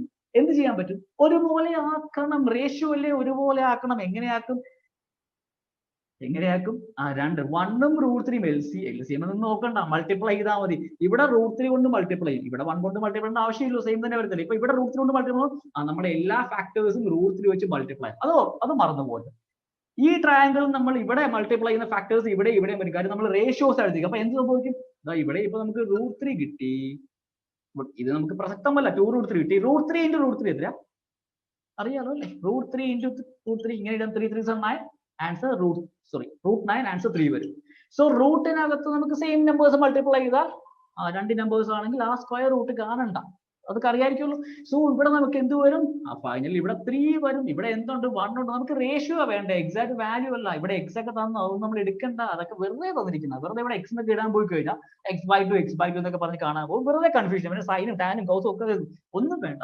റേഷ്യോ 3:1 3:1 ആണോ 1:3 ആണോ എന്നൊക്കെ ഓപ്ഷൻ നോക്കിയിട്ട് എഴുതാം. ഇനി ഈ ടവറിനുള്ള പേരൊക്കെ ഇട്ട് ഇപ്പം AB എന്ന ടവർ CD ടവറുണ്ട്. So AB CD ratio 3:1, CD AB ratio 1:3. ചെയ്യേണ്ട രീതി മനസ്സിലല്ലേ? സോ ഈ ഒരു സംഗതി അറിയാമെങ്കിൽ, ഇതറിയണമെങ്കിൽ നേരത്തെ സംസാരിച്ച ആ ട്രയാങ്കിൾ റേഷ്യോ T റേഷ്യോസ് അറിയാം. നമ്മൾ സൈനും ടാനും കോട്ടിലേക്കൊന്നും പോയില്ല, അതിന്റെ ഒന്നും ആവശ്യം തൽക്കാലം ഇല്ല. അത് ഉപയോഗിക്കേണ്ടെന്നല്ല ഉദ്ദേശമുണ്ട്, എവിടെയെങ്കിലുമൊക്കെ വരുമായിരിക്കും. പക്ഷേ മാക്സിമം കേസിൽ നമുക്ക് ഇതുപോലെ ചെയ്യാൻ പറ്റും. നമ്മുടെ 30-60-90 45-45-90 ട്രയാങ്കിൾസിന്റെ കേസ് ഈ അഡ്ജസ്റ്റ്മെന്റ് മാത്രം ചെയ്ത് മനസ്സിലാക്കിയാൽ മതി, ഈസി ആയിട്ട് ചെയ്യാം. വെറുതെ ടാൻ ഒക്കെ എടുക്കാൻ പോയി കഴിഞ്ഞാൽ ടാൻ തീറ്റ ടാൻ 30 വാല്യൂ അറിയില്ലെങ്കിൽ പിന്നെ നമ്മൾ കണ്ടെത്താൻ ശ്രമിക്കും. സോ അങ്ങനെയൊക്കെ സമയം എടുക്കുന്നുണ്ടാവും. സോ ആൻസർ ഇവിടെ 3:1. സോ ഇതുപോലെ പല രീതിയിൽ നമ്മൾ സോൾവ് ചെയ്യാൻ ശ്രമിക്കുമ്പോഴാണ് നമുക്ക് ടൈം മാനേജ് ചെയ്ത് എത്രയും പെട്ടെന്ന് ചെയ്യാൻ സാധിക്കുന്നത്. ABC and DF are similar triangles given AB equal to 6, BC equal to 9, AC equal to 5 and EF equal to 27. Find the perimeter of triangle TBS. Actually similar triangles നേരത്തെ ഒരു പക്ഷേ കണ്ടിട്ടുള്ളതായിരിക്കാം. കണ്ടിട്ടുള്ളത് വെച്ചാൽ നമ്മൾ മോക്ക് ടെസ്റ്റിന്റെ സൊല്യൂഷൻ പറഞ്ഞിട്ടുണ്ട്. അത് കൂടാതെ 2019ലും ഇതിന്റെ ഒരു വീഡിയോസ് ഒരു പക്ഷേ കുറെ ആൾക്കാർക്ക് ഞാൻ അയച്ചു തന്നിട്ടുണ്ട്. സോ ABCയും DEFഉം എന്ന് വെച്ചാൽ വാട്സാപ്പിൽ നമ്മൾ കണക്ട് ചെയ്തിരിക്കുന്ന ഒരുവിധം എല്ലാവർക്കും ആവശ്യമുണ്ടോ സിമിലർ ട്രയാങ്കിൾസിന്റെ ഒരു ബേസിക് രീതിയും അവിടെ ആക്ച്വലി റിലേഷൻ എന്താന്നൊക്കെ. സോ ABCDF ജസ്റ്റ് ഒന്ന് ഗിവൺ ഡേറ്റാസ്. AB എന്ന് പറഞ്ഞാൽ തന്നിരിക്കുന്നത് 6 സെന്റിമീറ്റർ, നെക്സ്റ്റ് ഉള്ളത് B C 9 centimetre, A C 5 centimetre, അടുത്ത ഡി എഫിന് ഇ എഫ് മാത്രമേ ഉള്ളൂ 27 സെന്റിമീറ്റർ. ഓക്കെ ഓക്കെ, ഇത് വെച്ചിട്ട് നമുക്ക് പെരിമീറ്റർ കണ്ടെത്താനാണ്. സോ സിമിലർ ട്രയാങ്കിൾസ് എന്ന് പറയുമ്പോൾ സദൃശ ത്രികോണങ്ങൾ, സമാന ത്രികോണം എന്ന് വേണം വിളിച്ചു. അപ്പോൾ ഇതൊരു ത്രികോണമാണ്, ഇതേപോലെ തന്നെ ഇതിന് സമാനമായിട്ട് സെയിം തന്നെ നമുക്ക് ഇവിടെ മെഷർമെന്റ് വേണമെന്നില്ല, പക്ഷെ ഒരു റേഷ്യോ ഉണ്ടാകും. അപ്പൊ ഇത് എ ബി സി ആണെങ്കിൽ ഇത് ആക്ച്വലി എ ബി സി ചെറിയ ട്രയാങ്കിളും ഡി എഫ് വലുതുമാണല്ലോ, ഈ മെഷർമെന്റിൽ നമുക്ക് മനസ്സിലാക്കാം. സോ ബി സിയിൽ എന്തുണ്ടോ അതിന് ആനുപാതികമായിട്ടൊരു വാല്യൂ ഇവിടെ ഉണ്ടാവും. ഫോർ എക്സാമ്പിൾ ഇവിടെ ഇപ്പൊ ഇപ്പൊ ഇതിന്റെ 2 മടങ്ങാണ് ഈ ട്രയാങ്കിൾ എങ്കിൽ ഇതിന്റെ സൈഡിന്റെ റേഷ്യോസ് പ്രപ്പോർഷണൽ എന്നാണ് സിമിലർ ട്രയാങ്കിൾസ് പറയുന്നത്. സൈഡ് റേഷ്യോസ് പ്രപ്പോർഷണൽ ആണ്, ആൾട്ടിറ്റ്യൂഡ് റേഷ്യോ പ്രപ്പോർഷണൽ ആണ്. ഈ പ്രപ്പോർഷണാലിറ്റി ഇക്വലന്റ് ടു പെരിമീറ്റർ ആണ്. ഇനി ഏരിയ ആണെങ്കിൽ square of the sides, square of side റേഷ്യോന് പ്രപ്പോർഷണൽ ആയിരിക്കും എന്ന് പറഞ്ഞാൽ ഇത്രയേ ഉള്ളൂ. ഇപ്പം ഈ ട്രയാങ്കിൾസ് നിന്ന് കൂടുതൽ ഡീപ്പായിട്ടൊന്നും പറയുന്നില്ല. എ ബി ബൈ ഈ സൈഡ് എടുത്താൽ അതിന്റെ കറസ്പോണ്ടിങ് സൈഡ് ഇതായിരിക്കും എന്ന് വെച്ചാൽ നമുക്ക് ഈ ട്രയാങ്കിൾ, ഇപ്പം ഇങ്ങനെയുള്ള ട്രയാങ്കിൾ നമുക്ക് ഈ ട്രയാങ്കിൾ എടുത്ത് ഇതിനകത്ത് വെക്കാൻ പറ്റണം, അതാണ് ഉദ്ദേശിക്കുന്നത്. അപ്പൊ സമാനമായ സൈഡ്സ് നമുക്ക് വേണം. ഇതിനെ തിരിച്ചു കഴിഞ്ഞാൽ നമുക്ക് ഇങ്ങോട്ടേക്ക് പ്ലേസ് ചെയ്യാൻ ചിലപ്പോൾ പാടായിരിക്കും. വെച്ചാൽ ഒതുങ്ങി നിൽക്കുന്നുണ്ടാവും, ഏതെങ്കിലും ഭാഗം പുറത്തേക്ക് വരും. സോ എ ബി എടുത്താൽ ഈ ഒരു ഷേപ്പ് വെച്ച് നോക്കിയാൽ ഡി വരണം. ഇതിന്റെ റേഷ്യോ എന്ന് വെച്ചാൽ ബി സി എടുക്കുവാണെങ്കിൽ ഇവിടുത്തെ ബേസ് ഇ എഫ് വരും, is equal to A C എടുത്താൽ ടി എഫ്. ഇനി നമ്മൾ ഇവിടെ ഹൈറ്റ് വെച്ചാൽ ഓൾട്ടിറ്റ്യൂഡ് 90 ഡിഗ്രി വശം, ആ ഓൾട്ടിറ്റ്യൂഡിന്റെ റേഷ്യോയ്ക്ക് തുല്യമായിരിക്കും. ഇത് equal to perimeter of A B C divide by perimeter of D E F. Area ആണെങ്കിൽ സ്ക്വയർ വരും, സൈഡ് സ്ക്വയർ വരും ഏരിയ ആണെങ്കിൽ. So perimeter, okay. സോ ഇതിന്റെ സൈഡ് റേഷ്യോ എന്തായിരിക്കും അതിന്റെ അനുപാതത്തിൽ തന്നെയാണ് പെരിമീറ്റർ പോകുന്നത്. സോ ഇവിടെ ആക്ച്വലി പെരിമീറ്റർ ഇടണമെങ്കിൽ എന്ത് വേണം? ട്രയാങ്കിളിന്റെ പെരിമീറ്റർ കണ്ടുപിടിക്കാൻ എത്ര ഉള്ളൂ? സാധാരണ ചെയ്ത് ചുറ്റളവ് ഇത് 27 ഉണ്ട്. പക്ഷെ ഇതും ഇല്ലാത്തതുകൊണ്ട് എന്ത് ചെയ്യണം? അത് കണ്ടെത്താൻ പോകണം തോന്നും. കണ്ടെത്തേണ്ട ആവശ്യമില്ല. ബി സി 9 ഉണ്ടല്ലേ, പറഞ്ഞു തരാം. കണ്ടെത്തുകയും ചെയ്യാം, അല്ലാണ്ട് ചെയ്യാം. ബി സി എന്ന് പറയുന്നത് 9 ഉണ്ടെന്ന് തന്നിട്ടുണ്ടല്ലോ. ബി സി 9 ആണ്. 27 എന്ന് വെച്ചാൽ അതിന്റെ 3 മടങ്ങല്ലേ. അപ്പൊ എല്ലാം ഇവിടെ എ ബിയിൽ എന്തുണ്ടോ അതിന്റെ 3 മടങ്ങ് ഇവിടെ വരും, എ സിയിൽ എന്തുണ്ടോ അതിന്റെ 3 മടങ്ങ് ഇവിടെ വരും. അതിന്റെ അർത്ഥം നമുക്ക് എ ബി സിയുടെ ഫുൾ വാല്യൂസ് ഇല്ലേ, 9 + 6 15 + 5 20. എ ബി സിയുടെ പെരിമീറ്റർ 20 ആണെങ്കിൽ ഡി എഫിന്റെ എന്തായിരിക്കും? മൾട്ടിപ്ലിക്കേഷൻ ഫാക്ടർ നോക്കിയാൽ മതി. പ്രൊപ്പോർഷണാലിറ്റി കോൺസ്റ്റന്റ് 3 × 3 60 വരും. സോ ഈ പറയുന്ന വശങ്ങൾ കണ്ടുപിടിക്കാതെ നമുക്ക് ചെയ്യാൻ വേണ്ടിയിട്ടാണ് ശരിക്കും ഈ ചോദ്യരൂപം കൊണ്ട് ഉദ്ദേശിച്ചത്. അതിന് വേണ്ടിയാണ് ഇതിന്റെ ഒരു വശം മാത്രം തന്നത്. ഇതിന്റെ റിലേഷൻ നമുക്ക് എടുക്കാൻ പറ്റും. ഡി ഇ എഫ് സാധാരണഗതിയിൽ ട്രയാങ്കിൾ തന്നിരിക്കുന്ന ഒരു ഓർഡർ ഉണ്ടാവും, അതേ ഓർഡറിലായിരിക്കും സൈഡ്സ് പോകുന്നത്. വെച്ചാൽ A B D E, B C E F, A C D F, അങ്ങനെയായിരിക്കും സാധാരണ പോകുന്നത് കേട്ടോ. സാധാരണഗതിയിൽ അങ്ങനെ നമ്മൾ പഠിക്കുന്ന സമയങ്ങളിലൊക്കെ അങ്ങനെയാണ് ഒരു സിസ്റ്റം ഫോളോ ചെയ്യുന്നത്. സോ ഇവിടെയും അങ്ങനെ അല്ലെങ്കിൽ അവർ സെപ്പറേറ്റ് പറയും എ ബിയും ഇന്ന സൈഡും പ്രൊപ്പോർഷണൽ അല്ലെങ്കിൽ അവർ പറയുന്നുണ്ടാവും. അല്ലാത്ത കേസ് ഡിഫോൾട്ട് അങ്ങനെ എടുക്കാം. സോ ഇവിടെ 9 ഉണ്ടെങ്കിൽ അതിന്റെ 3 മടങ്ങ് ഇവിടെ ഉണ്ട്. സോ എന്ത് ചെയ്യണം? ഇതിന്റെ പെരിമീറ്റർ എടുക്കുക, അതിന്റെ 3 മടങ്ങായിരിക്കും ഇതിന്റെ പെരിമീറ്റർ. ഇനി അങ്ങനെ മനസ്സിലായില്ലെങ്കിൽ അത് നോക്കിക്കോളൂ. എ ബി 6 ഉണ്ട്, ഇവിടെ വരാൻ പോകുന്നു അതിന്റെ 3 മടങ്ങ് 18. ഈ 3 മടങ്ങ് വന്ന് മനസ്സിലായില്ലേ?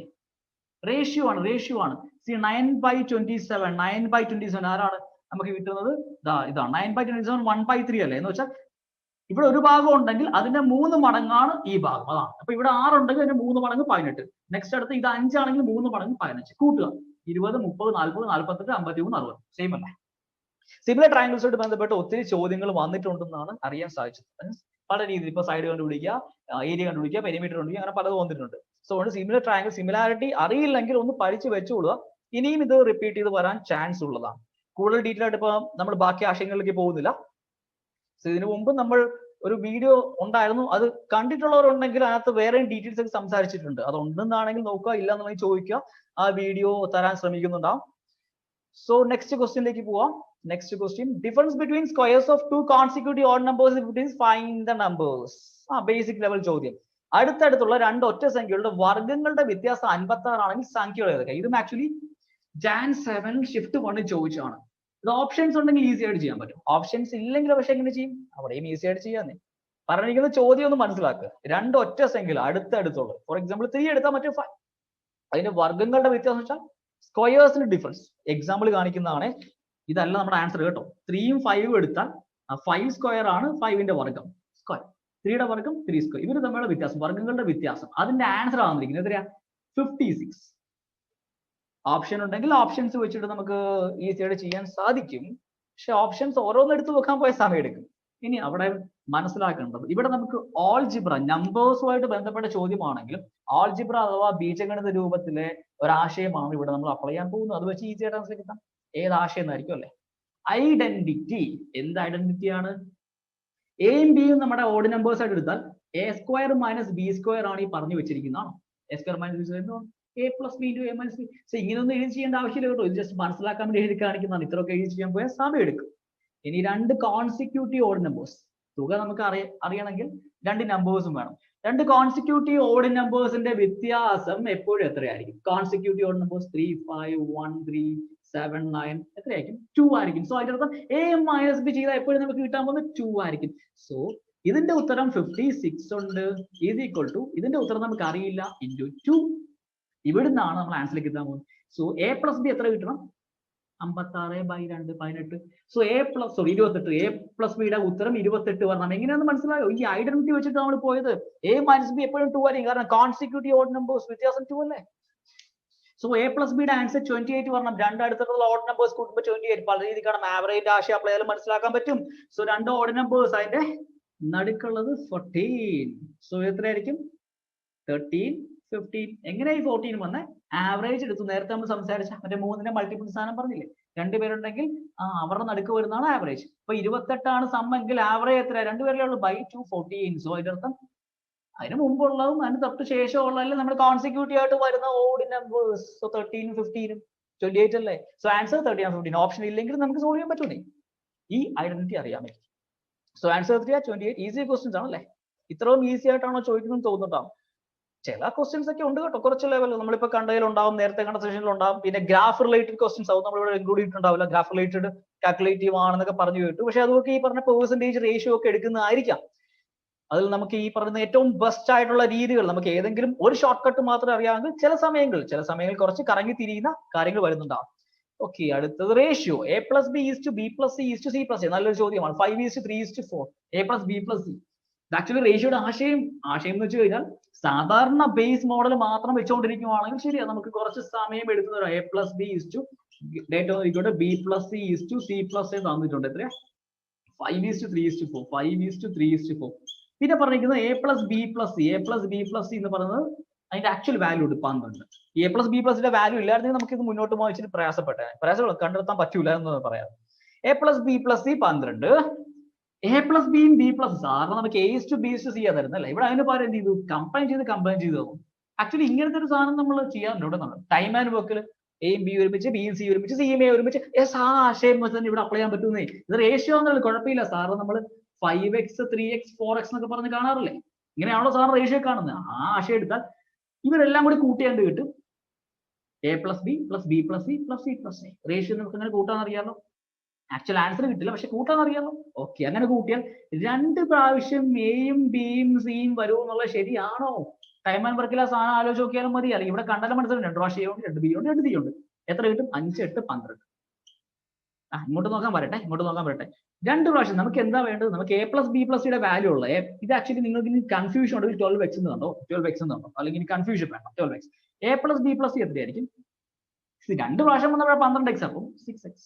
എക്സ് ഒന്നും കിട്ടുന്നേ ഉള്ളൂ. എക്സ് കാണാണ്ട് തന്നെ നമ്മൾ ചെയ്യേണ്ടത് A plus B plus C 6x എന്ന് വെച്ചാൽ 6 ഭാഗമാണ് നമുക്ക് ആക്ച്വൽ റേഷ്യോയിലുള്ളത്. നമുക്ക് തന്നിരിക്കുന്നത് എത്രയാ? 12. ഈ 6 ഭാഗം എന്തിന് തുല്യമാണ്? 12. ശരിക്കും A plus B plus C എത്രയാ വരണ്ടേ? 12 വരണം. ആ 12 വരായിരുന്ന എന്താ? നമ്മൾ റേഷ്യോ എടുത്ത് ഈ എക്സിന്റെ വാല്യൂ 2 അതാണ് ഇപ്പൊ കാണിക്കാൻ പോകുന്നത്. 6 ഭാഗം 12, 1 ഭാഗം 2. സോ 1 ഭാഗം 2 ആണെങ്കിൽ 10, 6, 8. 10 ഏതാ? A plus B 10, B plus C 6, C plus 8. നമുക്ക് കണ്ടുപിടിക്കേണ്ടത് എ ഇസ് ടു ബി ആ ചോദിച്ചിരിക്കുന്നെങ്കിൽ എയും ബിയും വേണം അല്ലെ. A plus B plus C 12. A കിട്ടാൻ എന്ത് ചെയ്യണം? ബി പ്ലസ് സിയുടെ വാല്യൂ നോക്കുക. ബി പ്ലസ് സി എത്രയാ? 6. സോ എയുടെ വാല്യൂ എത്രയാ? 6. സി ബി പ്ലസ് സി 6 ആണെങ്കിൽ എയുടെ വാല്യൂ 6 അല്ലേ, എങ്കിലും 12 കിട്ടുള്ളൂ. സോ എയുടെ വാല്യൂ 6 കിട്ടി.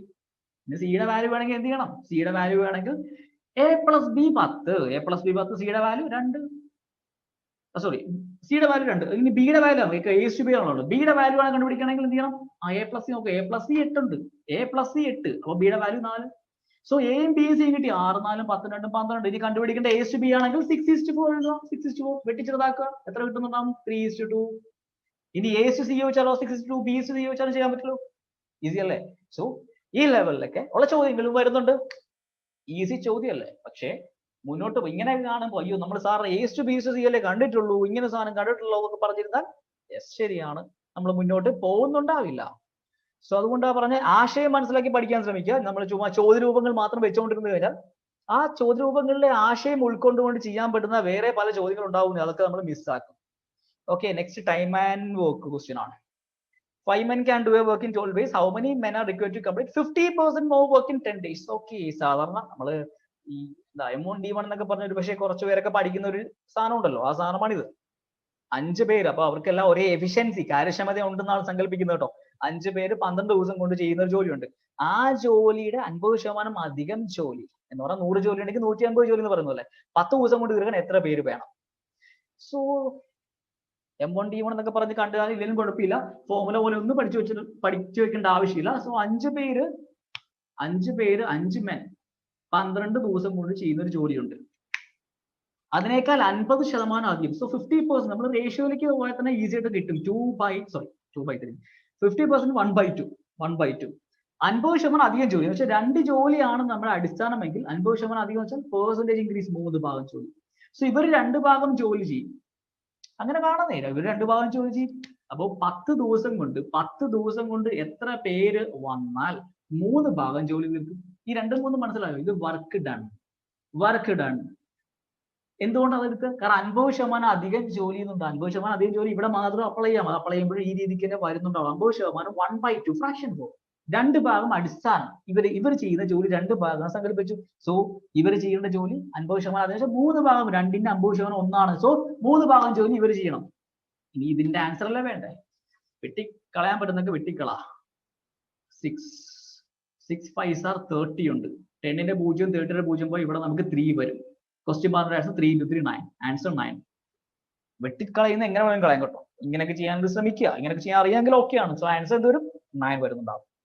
അത് ഈസിയായ ചോദ്യമായിരുന്നു അല്ലേ? ഇതും Jan 7th ഫസ്റ്റ് ഷിഫ്റ്റ് വന്നാണ്. ഫസ്റ്റ് ഷിഫ്റ്റിലെ ക്വസ്റ്റ്യൻ ആണ്. പിന്നെ 1 question was ഓക്കെ, ഗ്രാഫിൽ ടൈം ആൻഡ് വർക്കിന്റെ മോഡൽ എന്തോ ചോദിച്ചു എന്നാണ് പറഞ്ഞത്, എഴുതിയ ആള് പറഞ്ഞതാണ്. സോ ആ ഗ്രാഫ് റീകോൾ ചെയ്യാൻ പറ്റാത്തതുകൊണ്ട് എക്സാക്ട് ക്വസ്റ്റ്യൻ ഇല്ല, പക്ഷെ ചെയ്യാൻ പറ്റുന്നതായിരുന്നു. അത് എയും ബിയും സി ഒക്കെ വരുന്ന മോഡലായിരുന്നൊക്കെയാണ് പറഞ്ഞായിട്ട് ഓർക്കുന്നത്. സോ അങ്ങനെയെങ്കിൽ നെക്സ്റ്റ് ക്വസ്റ്റ്യനിലേക്ക് നമുക്ക് പോവാം. Simplify square root of 8 minus 2 root 15. ഇങ്ങനൊരു ചോദ്യം കണ്ടാൽ ഒരു പക്ഷേ 90% ആൾക്കാരും ചിലപ്പോൾ വിട്ടിട്ട് വരാം. ചിലപ്പോൾ ഞാൻ പറയുന്നുള്ളൂ. കാരണം ഇത് സിംപ്ലിഫൈ ചെയ്യാൻ, ഇത് സിംപ്ലിഫൈ അല്ല. റൂട്ട് 15ന്റെ വാല്യൂ നമുക്ക് അറിയോ? ഇല്ല. ഇനി സ്ക്വയർ റൂട്ട് കണ്ടുപിടിക്കുന്ന ട്രഡീഷണൽ മെത്തേഡ് അല്ലെങ്കിൽ എന്ത് ചെയ്യും? അത് കണ്ടുപിടിക്കാൻ ശ്രമിക്കും. എന്നിട്ട് 2 into ആ സാധനം ചെയ്യും, പിന്നെ 8 അത് കുറയ്ക്കും, എന്നിട്ട് സ്ക്വയർ റൂട്ട് എടുക്കും. ഓപ്ഷനിൽ കിടക്കുന്ന ഓപ്ഷൻസ് ഒന്ന് ശ്രദ്ധിച്ചിട്ടുണ്ടെങ്കിൽ ചിലപ്പോൾ പോകാൻ പറ്റുന്നുണ്ടാവും ചില ആൾക്കാരെ സംബന്ധിച്ച്. ഇങ്ങനത്തെ മോഡൽ കണ്ടോ? ഇത് നമുക്ക് ആക്ച്വൽ സ്ക്വയർ റൂട്ട് ഇല്ലാത്തല്ലേ ഈ കിടക്കുന്നത്. Root 15 actual square root decimal അല്ലേ വരുള്ളൂ. റൂട്ട് 8 ഇപ്പൊ 8 കുറയ്ക്കുമ്പോൾ എന്ത് വരും നമുക്കറിയില്ല. ആയിക്കോട്ടെ, ഇവിടെ നമുക്ക് ആക്ച്വൽ വാല്യൂ കിട്ടാത്തപ്പോൾ തന്നെ ഇവിടെ നമുക്ക് കണ്ടെത്താൻ പാടായി. സോ ഇങ്ങനെ വരുന്ന കേസിൽ ഇതിപ്പോ കിടക്കുന്നത് ഒരു A- എന്നൊക്കെ പറഞ്ഞ കിടക്കുന്നല്ലേ. ഓക്കെ, എന്തായാലും റൂട്ട് 15 എന്ന് വെച്ചാൽ 5 into 3 ആണെന്നറിയാമോ? റൂട്ട് 5 into റൂട്ട് 3 അല്ലെങ്കിൽ റൂട്ട് ഓഫ് 5 into 3 ഓക്കെ ആണോ? ഇനി കണക്ട് ചെയ്യാൻ പോകുന്ന ശ്രദ്ധിച്ചോളൂ. ഇത് എയും ബിയുമായിട്ട് എടുത്താൽ ചോദിക്കാൻ പോകത്തുള്ളൂ A minus B the whole square. A എന്ന് പറയുന്നത് റൂട്ട് 5, B എന്ന് പറയുന്നത് റൂട്ട് 3 ആയിട്ട് നിങ്ങൾ എടുത്തു.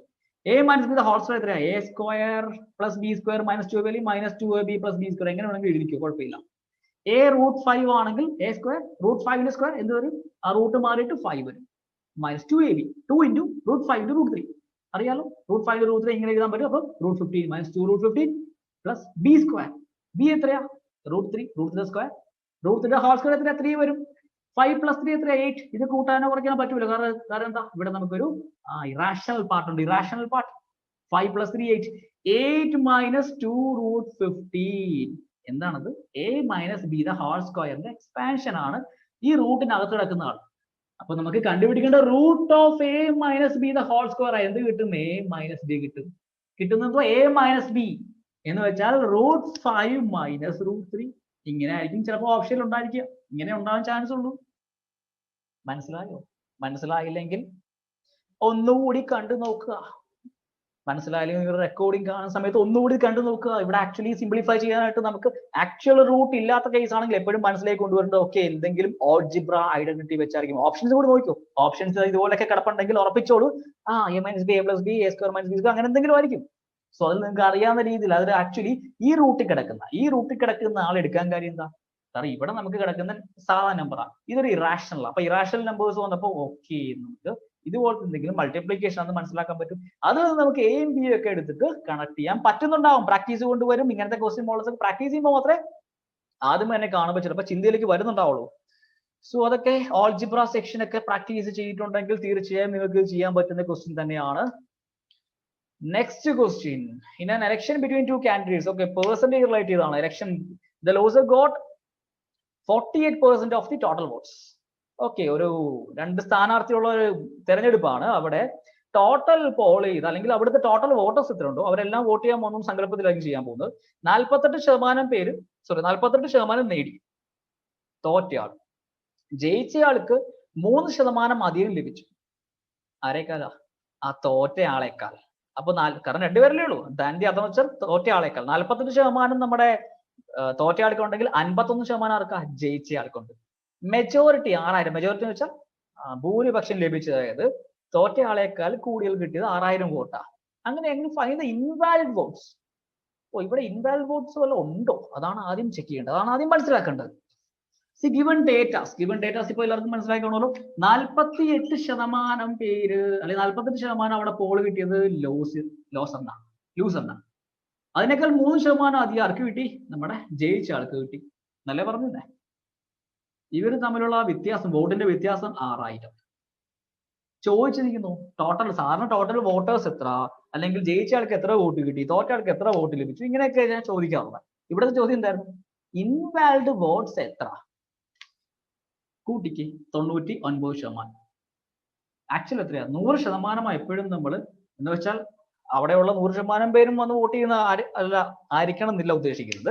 അവിടെ രേഖപ്പെടുത്തുന്ന വോട്ട്സ് 100%, നമ്മുടെ അടിസ്ഥാനം 100%.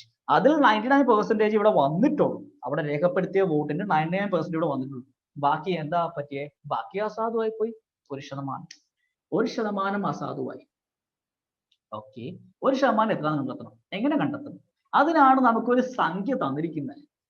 ഈ 6000 എത്രയാ? 3% അല്ലെ? 3% ആണ് 6000. ഇവിടെ നമ്മൾ 99%, 100% കണ്ടെത്താൻ പോണോ? അങ്ങനെ കണ്ടെത്തിയാൽ അവർ തമ്മിലുള്ള വ്യത്യാസമാണ് ആൻസർ എന്നറിയാം. പോണോ? വേണ്ട. നോക്കിക്കേ, ശതമാനം നോക്ക്. 3% 6000 കണ്ടുപിടിക്കേണ്ട 1%. ഇതിനെ 3 കൊണ്ട് ഡിവൈഡ് ചെയ്താൽ കിട്ടില്ലേ? 1% എത്രയാ? 3 കൊണ്ട് ഡിവൈഡ് ചെയ്ത് 2, ബാക്കി 3 2000 ആണ് അവിടുത്തെ ഇൻവാലിഡ് വോട്ട്സ്. ഏറ്റവും ബേസ് ലെവലായ ക്വസ്റ്റ്യൻ. ചോദ്യം മനസ്സിലാക്കുന്ന രീതിക്ക് അനുസരിച്ചിരിക്കും നമ്മുടെ ആൻസറിലേക്കുള്ള അപ്രോച്ച്. ഇപ്പൊ നമ്മൾ കണ്ടോണ്ടിരുന്ന ക്വസ്റ്റ്യൻസ് ഒക്കെ തീരെ സിമ്പിൾ ആണ് തോന്നുന്നല്ലേ? ആക്ച്വലി വന്ന ക്വസ്റ്റ്യൻസ് തന്നെ കേട്ടോ, അല്ലാണ്ട് കയ്യിൽ നിന്ന് എടുത്തിരുന്ന ക്വസ്റ്റ്യൻസ് അല്ല. ഓക്കെ, അടുത്ത speed of boat. Okay, speed time ഡിസ്റ്റൻസിൽ അതിൽ ബോട്ട് ആൻഡ് സ്ട്രീമിലെ ചോദ്യമാണ്. ബോട്ട് ആൻഡ് സ്ട്രീമിൽ ചോദ്യങ്ങൾ വന്നിട്ടുണ്ട് കേട്ടോ. ഈ ചോദ്യം മാത്രമല്ല, ഇതിപ്പോ ബേസിക് ലെവൽ തന്നെയാണ് ഈ വന്നിരിക്കുന്നത്. ഇതല്ലാണ്ട് കുറച്ച് ഹൈ ആൻഡ് വേരിയന്റ് ഒക്കെ വന്നിട്ടുണ്ട്. നെക്സ്റ്റ് സെഷനിൽ കവർ ചെയ്യുന്നുണ്ടാവും. Speed of boat in still water 12 km/h while speed of stream is 4 km/h. If a boat goes upstream and returns is find the distance. Find the distance ഉദ്ദേശിക്കുന്നത് അതായത് starting പോയിന്റിൽ നിന്ന് ആ destination, പിന്നെ അവിടെ പോയിട്ട് തിരിച്ചു വരുന്നതാണ് പറയുന്നത് കേട്ടോ. ആ സ്റ്റാർട്ടിംഗ് പോയിന്റും ഡെസ്റ്റിനേഷൻ തമ്മിലുള്ള ദൂരമാണ് ഉദ്ദേശിക്കുന്നത്.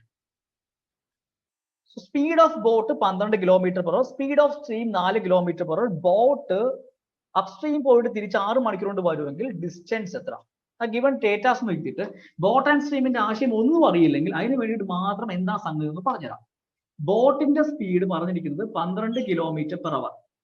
ഇനി വെള്ളത്തിന്റെ സ്പീഡ് അല്ലെങ്കിൽ ഒഴുക്കിന്റെ സ്പീഡ്, സ്ട്രീം സ്പീഡ് എന്നിങ്ങനെയായിരുന്നു 4 km/h. ഒരു ദൂരം സഞ്ചരിച്ച് തിരിച്ചെത്താൻ 6 മണിക്കൂർ എടുത്ത്. കണ്ടുപിടിക്കേണ്ടത് സ്റ്റാർട്ടിംഗ് പോയിന്റും ഫിനിഷിംഗ് പോയിന്റും അല്ലെങ്കിൽ ഫൈനലായിട്ട് പോയ ഡെസ്റ്റിനേഷൻ തമ്മിലുള്ള അകലം. സോ ഇവിടെ ബോട്ട് ആൻഡ് സ്ട്രീം എന്ന് പറഞ്ഞാൽ അത്ര കടികെട്ടി ആശയമൊന്നുമല്ല. അറിയാവുന്നവരുണ്ടാവുമായിരിക്കും, എങ്കിൽ ഓക്കെ. അറിയാത്തവർക്ക് വേണ്ടി മാത്രം ഒന്ന് പറയുന്നു.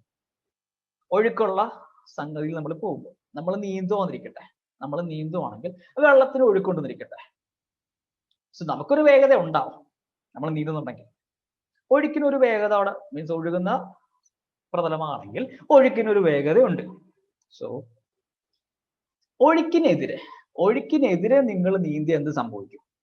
നിങ്ങൾക്കൊരു വേഗതയുണ്ട്, ഒഴുക്കിനൊരു വേഗതയുണ്ട്. ഒഴുക്കിനെതിരെ നീന്തി എന്ത് സംഭവിക്കും? നിങ്ങളുടെ വേഗത കൂടുമോ കുറയുമോ? ഇതാണ് ആദ്യമേ മനസ്സിൽ കൊണ്ടുവരേണ്ടത്.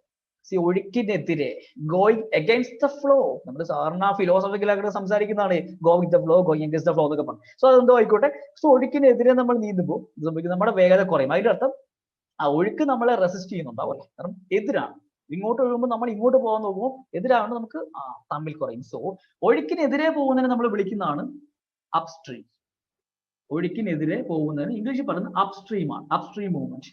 സോ അപ്സ്ട്രീം സ്പീഡ് ചോദിക്കുവാണെങ്കിൽ നമുക്ക് ഒഴുക്കുള്ള പ്രതലത്തിന്റെ വേഗതയും നമ്മൾ സഞ്ചരിക്കാൻ പോകുന്ന ആളുടെ വേഗത ഉണ്ടെങ്കിൽ, ഇവിടെ ഇപ്പൊ ബോട്ടും വെള്ളവും ആണ് പറഞ്ഞിരിക്കുന്നത്, ബോട്ടും സ്ട്രീമും. സോ 12 km/h ബോട്ട്, ഇത് 4 km. അപ്സ്ട്രീം സ്പീഡ് എന്തായിരിക്കും? അപ്പൊ പറഞ്ഞ ആശയത്തെ മനസ്സിലായി. രണ്ടുപേരും അങ്ങോട്ട് ഈ ആളെ ഈ സ്ട്രീം സ്പീഡ് റെസ്റ്റ് ചെയ്യും. അപ്പൊ എന്ത് സംഭവിക്കും? സ്പീഡ് കുറയും. തമ്മിലുള്ള വ്യത്യാസം 8 km/h. ഇതെന്താണ്? Upstream speed. ഇത് ഒഴുക്കിനെതിരെ. സോ ഒഴുക്കിനോടൊപ്പം ഡൗൺ സ്ട്രീം. ഇപ്പൊ അത് ഈസി ആയിട്ട് മനസ്സിലായി. നമ്മൾ ഒഴുക്കിനോടൊപ്പം ആണെങ്കിൽ എന്ത് സംഭവിക്കും? നമുക്ക് കുറച്ചുകൂടി, നമ്മൾ ഒഴുക്കിനോടൊപ്പം പോകുമ്പോൾ പെട്ടെന്ന് പോകില്ലേ? നിങ്ങൾ കയറ്റം ഉറക്കം ആലോചിച്ചാൽ മതി. വണ്ടി ഓടിക്കുന്ന സമയത്തൊക്കെ ആണെങ്കിൽ ഡൗൺ സ്ട്രീം സ്പീഡ് അത് ആലോചിച്ചാലും ആശയം മനസ്സിലാവും. ഇനി അഥവാ ആരെങ്കിലും വെള്ളത്തിൽ പോകാത്തോണ്ടെങ്കിൽ. സോ ഡൗൺ സ്ട്രീം സ്പീഡ് എന്ന് പറഞ്ഞാൽ ഒഴുക്കിനോടൊപ്പം നീന്തുമ്പോൾ അല്ലെങ്കിൽ പോകുമ്പോൾ സംഭവിക്കും, ആ ഒഴുക്കിന്റെ വേഗത കൂടി നമ്മളെ ഒന്ന് പുഷ് ചെയ്ത് തരുന്നുണ്ടാവും. നമ്മുടെ വേഗത കുറച്ചുകൂടി കൂടും. സോ സംഭവിക്കും, ഇവർ തമ്മിൽ കൂട്ടും 60. ഇത് ഫോർമുല പോലെയൊക്കെ സാറ് നമ്മൾ ടെക്സ്റ്റിലൊക്കെ ചിലപ്പോൾ കാണുക, UV എന്നൊക്കെ പറഞ്ഞെടുത്തിട്ടൊക്കെ കാണും. അതൊക്കെ അവിടെ ഇരുന്നോട്ടെ. നമുക്കിങ്ങനെ ആശയം മനസ്സിലാക്കിയാൽ ഈ ഇംഗ്ലീഷിലെ പദങ്ങൾ ഒഴിവാക്കാൻ പറ്റും. നമുക്കത് കാണുമ്പോഴാണല്ലോ കുറച്ചധികം എന്താ പറയുന്നത്, വിരസതയൊക്കെ വരുന്നത്. So upstream speed, downstream, ഈ പറഞ്ഞ 4 കാര്യങ്ങളെ ഈ ചാപ്റ്ററിലുള്ളൂ. ഇതുമായി ബന്ധപ്പെട്ട് സ്പീഡ് ടൈം ഡിസ്റ്റൻസിലെ distance equal to speed into time എന്ന് പറയുന്ന ആശയം വെച്ചിട്ടാണ് ചെയ്യേണ്ടത്. അഡ്ജസ്റ്റ്മെന്റ്സ് ക്വസ്റ്റ്യന്റെ രൂപത്തിനനുസരിച്ച് ചെയ്യണമെന്നേ ഉള്ളൂ. ഈ ഇത്തരം പദങ്ങൾ അറിഞ്ഞാൽ ഇതിന്റെ 99% ക്വസ്റ്റ്യൻ ചെയ്യാൻ പറ്റും. ബാക്കി 1% നമ്മൾ അപ്ലൈ ചെയ്യുന്ന മെത്തേഡ് പോയി. ഇനി ഇവിടെ പറഞ്ഞിരിക്കുന്നത് അപ്സ്ട്രീം പോയി തിരിച്ചു വന്നു. സോ ഒരു പോയിന്റ് സ്റ്റാർട്ട് ചെയ്ത് ഡെസ്റ്റിനേഷൻ പോയിന്റ് ചെയ്ത് തിരിച്ചിങ്ങോട്ട് വന്നപ്പോഴത്തേക്ക് ഒഴുക്കിനോടൊപ്പം വന്നിരിക്കുന്നത്. അപ്പോൾ കണ്ടുപിടിക്കേണ്ടത് ആ പോയിന്റ് നമ്മുടെ ഡിസ്റ്റൻസ് ആണ്. ഇപ്പൊ ഇവിടെ തുടങ്ങി ഇവിടം വരെ ആണെങ്കിൽ ഇവർ തമ്മിലുള്ള ഡിസ്റ്റൻസ് ആണ് വേണ്ടത്. സോ പല രീതിയിൽ ചെയ്യാം. ഏറ്റവും ബേസിക് ലെവൽ നമുക്ക് ഡിസ്റ്റൻസിന്റെ ഫോർമുല വെച്ച്, ഇതല്ലാതെ ആവറേജ് സ്പീഡ് എന്ന് പറയുന്ന ആശയം നിങ്ങളുടെ മനസ്സിൽ വന്നാൽ അത് വെച്ച് ഈസി ആയിട്ട് ചെയ്യാൻ പറ്റും. എങ്ങനെയാ?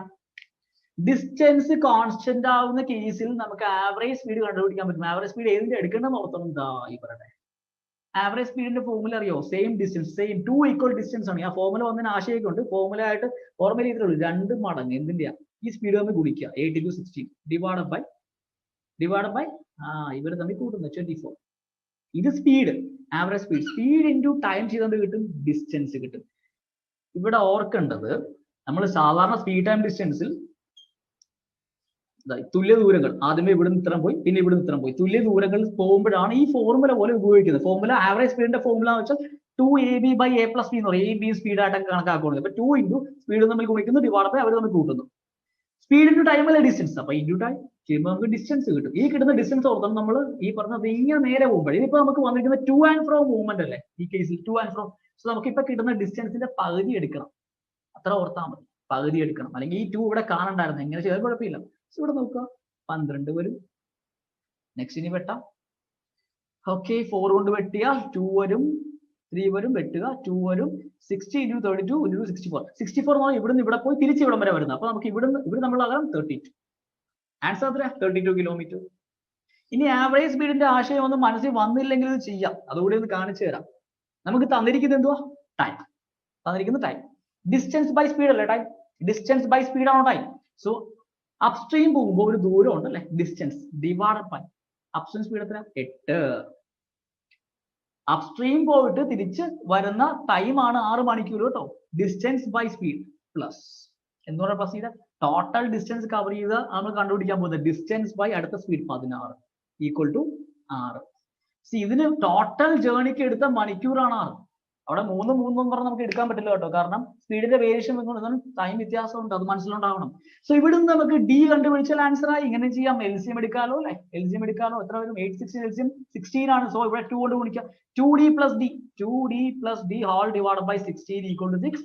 3d divide by 16 equal to 6. വേണ്ടത് d ആണ്. ഇങ്ങനെ വെട്ടി 2d ഈക്വൽ ടു 16 2s 32. ഏത് രീതിക്ക് വേണമെങ്കിലും ചെയ്യാം. നമ്മളിപ്പോ 2 രീതികളുണ്ട്. d equal to 32. മൂന്നാമത്തെ രീതി വെച്ചാൽ കറക്കി കുത്തലാണ്. സോ ഡി ഈക്വൽ ടു 32 ആണ് ആൻസർ. എന്താ വെച്ചാൽ ഡിസ്റ്റൻസ് ബൈ സ്പീഡ്, ഇത് അപ്സ്ട്രീം ഡൗൺ സ്ട്രീം, അത് രണ്ടിനും കൂടി എടുക്കുന്ന സമയമാണ് 6 മണിക്കൂർ. ഈസി അല്ലേ, ബേസിക് തന്നെയാണ്. സോ ഇത് മനസ്സിലായെങ്കിൽ നമുക്ക് നെക്സ്റ്റ് ക്വസ്റ്റിലേക്ക് പോവാം. ഈ സെഷൻ നമ്മൾ കുറച്ചുകൂടി ഡീറ്റെയിൽ എക്സ്പ്ലനേഷൻ ആയിട്ടാണ് പോകുന്നത്. നമ്മൾ നേരത്തെ ചെയ്ത സെക്ഷൻ ഇത്രയും ഡീറ്റെയിൽ എക്സ്പ്ലനേഷൻ പോയിട്ടില്ലാന്ന് അറിയാം. ഓക്കെ, LCM ആ നമ്പേഴ്സ് 2 സ്ക്വയർ 3 പവർ 4, അടുത്ത 5ന്റെ പവർ ഉണ്ട്, 7 സ്ക്വയർ ഉണ്ട്. സോ ഇങ്ങനെ പ്രൈം ഫാക്ടറൈസേഷൻ എന്ന് പറയുന്ന ആശയം നിങ്ങൾക്ക് അറിയാമെങ്കിൽ തീർച്ചയായും നിങ്ങൾക്ക് ഇതിന്റെ ആൻസറിലേക്ക് എത്താൻ എളുപ്പം പറ്റുന്നുണ്ടാവും. ഇവിടെ ഓർക്കേണ്ടത് പ്രൈം ഫാക്ടേഴ്സ് ആയിട്ട് തരുമ്പോൾ ഒരിക്കലും നമ്മൾ ഇതിന്റെ ഇത് ഗുണിച്ചൊന്നും ആൻസർ കണ്ടെത്താൻ പോകരുത്, അതിലേക്ക് പോകാൻ പറ്റുന്നുണ്ടാവില്ല, അങ്ങനെ നമ്മൾ പോകാൻ പാടില്ല. കാര്യം എന്താണ്, ഓപ്ഷൻസ് തന്നിരിക്കുന്നത് ഇതുമായിട്ട് ബന്ധപ്പെട്ടായിരിക്കും. സോ 2 സ്ക്വയർ ആ ഡേറ്റാസ് ഒന്ന് എഴുതിയിട്ട് പറഞ്ഞുതരാം. പ്രൈം ഫാക്ടറൈസേഷൻ അറിയാൻ വയ്യെങ്കിൽ ജസ്റ്റ് ഒരു ഐഡിയ പറഞ്ഞുതരാം. ഇത് ആക്ച്വലി PSC പ്രിലിംസിന്റെ കോഴ്സിൽ പോലും ഈ പ്രൈം ഫാക്ടറൈസേഷന്റെ LCM HCF ഒക്കെ ചെയ്തിട്ടുണ്ട്. LCM HCF കണ്ടുപിടിക്കുന്നത് എങ്ങനെയും ചെയ്തിട്ടുണ്ട്. സോ അത് യൂട്യൂബിലുണ്ട്. സോ നിങ്ങൾക്ക് അറിയാൻ വയ്യാത്തതുണ്ടെങ്കിൽ ഒന്ന് കാണാം. ആ PSC പ്രിലിംസ് മാത്ത് എന്ന് പറഞ്ഞ ഒരു പ്ലേലിസ്റ്റ് ഉണ്ട്, അവിടെ പോയാൽ കാണാൻ പറ്റുന്നുണ്ടാവും. സോ ഇവിടെ 2 സ്ക്വയർ ഉണ്ട്, 3⁴ ഉണ്ട്, 5 ക്യൂബ് ഉണ്ട്, പിന്നെ 7 സ്ക്വയർ ഉണ്ട്. ശരിയല്ലേ? നെക്സ്റ്റ് പിന്നെ ഉള്ളത് 2 പവർ 4 ഉണ്ട്, 2 പവർ 4, പിന്നെ ഉള്ളത് 3 ക്യൂബ് 3 ക്യൂബ് ഉണ്ട്, 5 സ്ക്വയർ ഉണ്ട്, 7 പവർ 3 ഉണ്ട്. ഓക്കെ, ഇതാണ് രണ്ട് നമ്പേഴ്സ് ആയിട്ട് തന്നിരിക്കുന്നത്. ഇതാണ്. സോ ഇവിടെ LCM ലസാഗു കണ്ടുപിടിക്കാനാണ്. LCM നമുക്ക് പ്രൈം ഫാക്ടറൈസേഷൻ രൂപത്തിൽ ചെയ്യുമ്പം ഓർക്കേണ്ട അല്ലെങ്കിൽ ചെയ്യേണ്ട മെത്തേഡ് ഇത്രയേ ഉള്ളൂ. ഏറ്റവും ആദ്യമേ ശ്രദ്ധിക്കേണ്ടത് എല്ലാം പ്രൈം നമ്പേഴ്സിന്റെ രീതിക്കാണോ പ്രൈം ഫാക്ടറൈസേഷൻ ഉദ്ദേശിക്കുന്നത് അഭാജ്യ ഘടകങ്ങളായിട്ട് എക്സ്പ്രസ് ചെയ്യുന്നത്, അഭാജ്യ സംഖ്യകളുടെ രീതിയിൽ. 2 3 5 7 അഭാജ്യ സംഖ്യയല്ലേ, 2 3 5 7 അഭാജ്യ സംഖ്യയാണോ? സോ വേറെ പ്രശ്നമൊന്നുമില്ല. ഇനി എല്ലാ അഭാജ്യ സംഖ്യകളും നമ്മൾ എടുക്കണം. LCMത്തിന് വേണ്ടി തന്നിരിക്കുന്ന എല്ലാ അഭാജ്യ സംഖ്യയും നമ്മൾ എടുക്കണം. 2 3 5 7 ഹൈയസ്റ്റ് പവർ നോക്കുക. ഈ രണ്ട്, ഇത് നമ്പർ, നമ്മുടെ ഫസ്റ്റ് നമ്പർ, ഇത് സെക്കൻഡ് നമ്പർ, അതിനെ പ്രൈം ഫാക്ടറൈസേഷൻ രൂപത്തിൽ അവർ എക്സ്പ്രസ് ചെയ്തിരിക്കുന്നു. 2ന്റെ ഹയസ്റ്റ് പവർ ഈ രണ്ടിടത്തും എത്രയാവുള്ളത്? രണ്ടിടത്തിൽ എവിടെ ഹയസ്റ്റ് പവർ? ഇവിടെ അല്ലേ, 2 പവർ 4 ഇവിടെ കൊടുക്കുക. അടുത്ത 3 എടുക്കുമ്പോൾ ഈ രണ്ടിടത്തും 3യുടെ പവർ ഉണ്ട്, അവിടെ ഹയസ്റ്റ് വന്നിരിക്കുന്നത് എത്രയാ? 3 പവർ 4 ഇവിടെ അല്ലേ, 3 പവർ 4 കൊടുക്കുക.